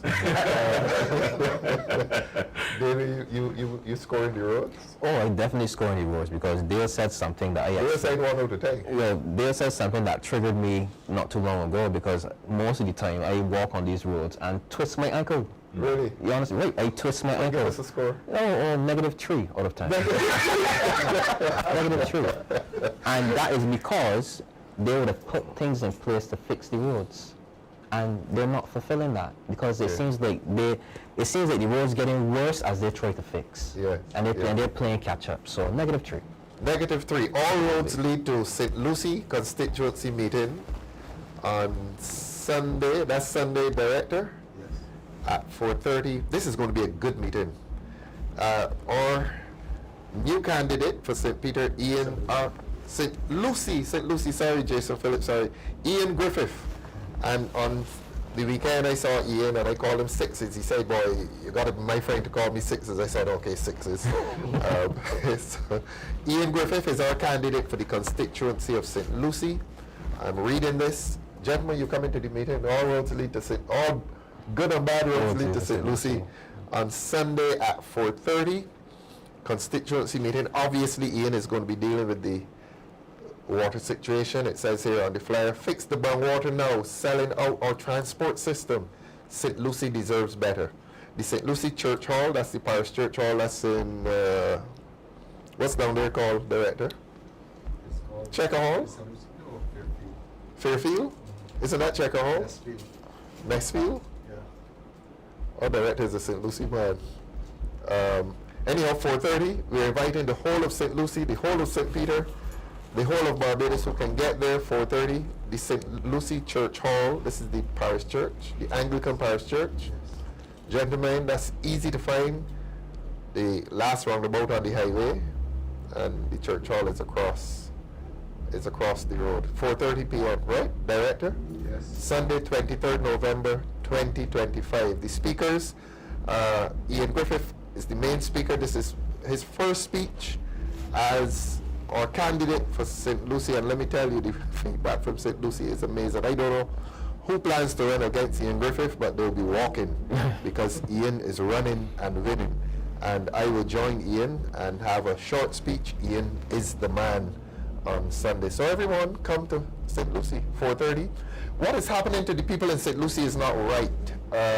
We agitated earlier this year for people who are getting that quality of water not to pay bills. And we want to say to the people in St. Lucie, the position of the Democratic Labour Party is that you should not be paying bills. If you're having contaminated water, if you're having water that you don't know what it is doing to your health, it's not water that you should be paying for. If I'm in Christchurch or St. Michael and I'm getting clear water and I am paying for it, the people of St. Lucie should not be paying water bills. And we wrote to the BWA earlier this year. They acknowledged our letter. What have they done? Did they cut a part of the bill? We are agitating for the people of St. Lucie who are getting brown water not to pay bills. If this government can travel all over the world to the tune of billions of dollars every year, stop traveling and look after the people in St. Lucie. Fix the problem. I think the Prime Minister said this week it's going to be fixed.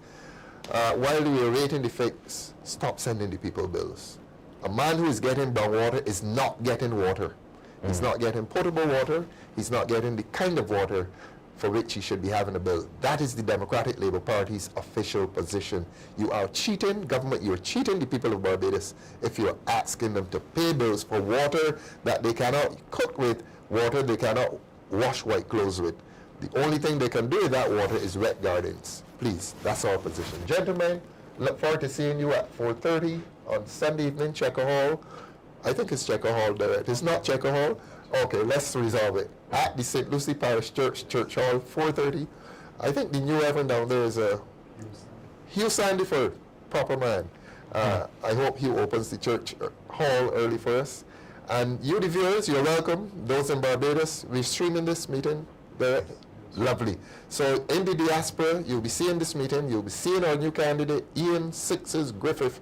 He is the man who is going to win St. Lucie for this great Democratic Labour Party. It's been an absolute pleasure coming to you again. See you next Tuesday. Have a good night. God bless. Goodbye.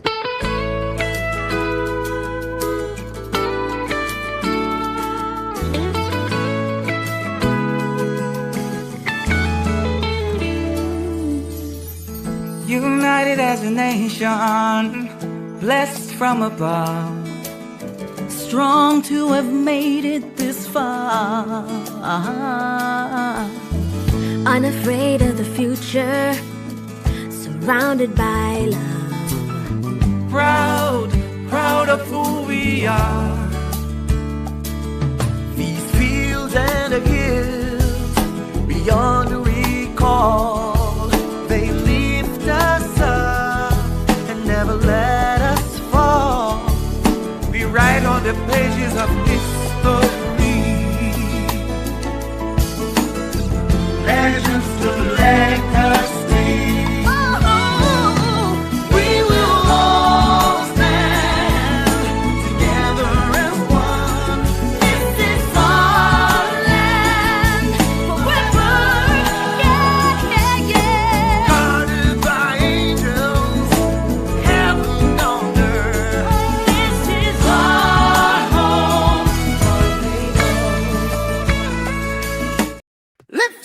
Barbados. It's a new season, a new day. Together we rise, one people, one hope, one DLP.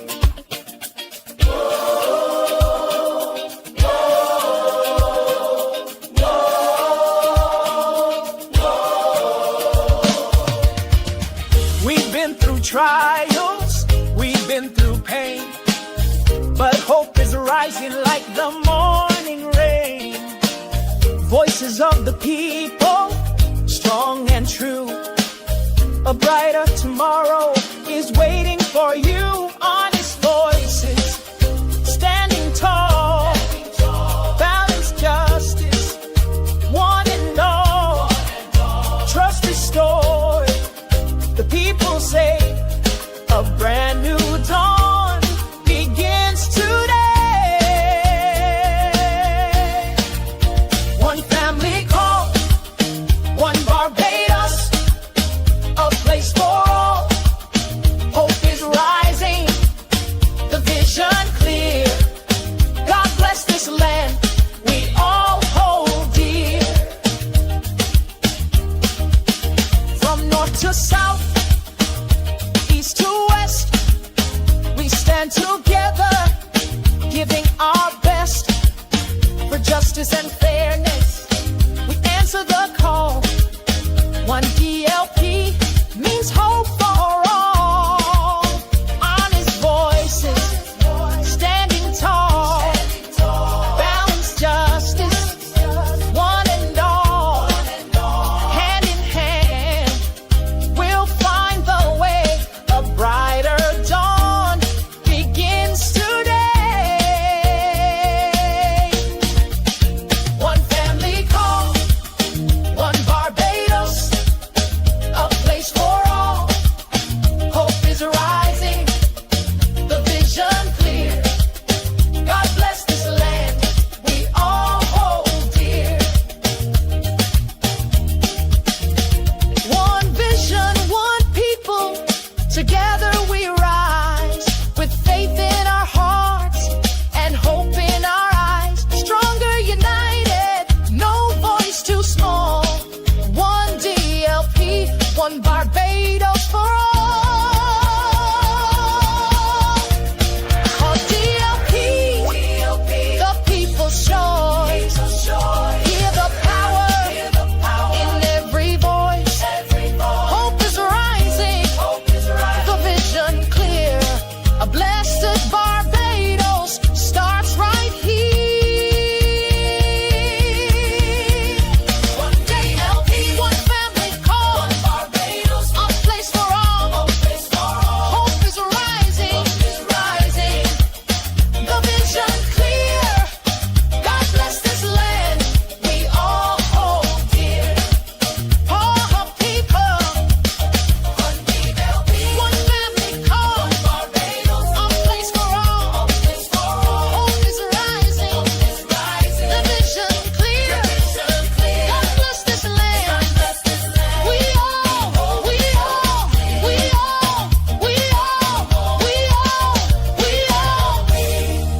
forever strong. Stay informed, Barbados. Tune in to DLP TV, Honest Voices for the People. Every Tuesday and Thursday from 7 to 9 p.m. Real conversations, real clarity. Your platform for the truth. DLP TV, Honest Voices for the People.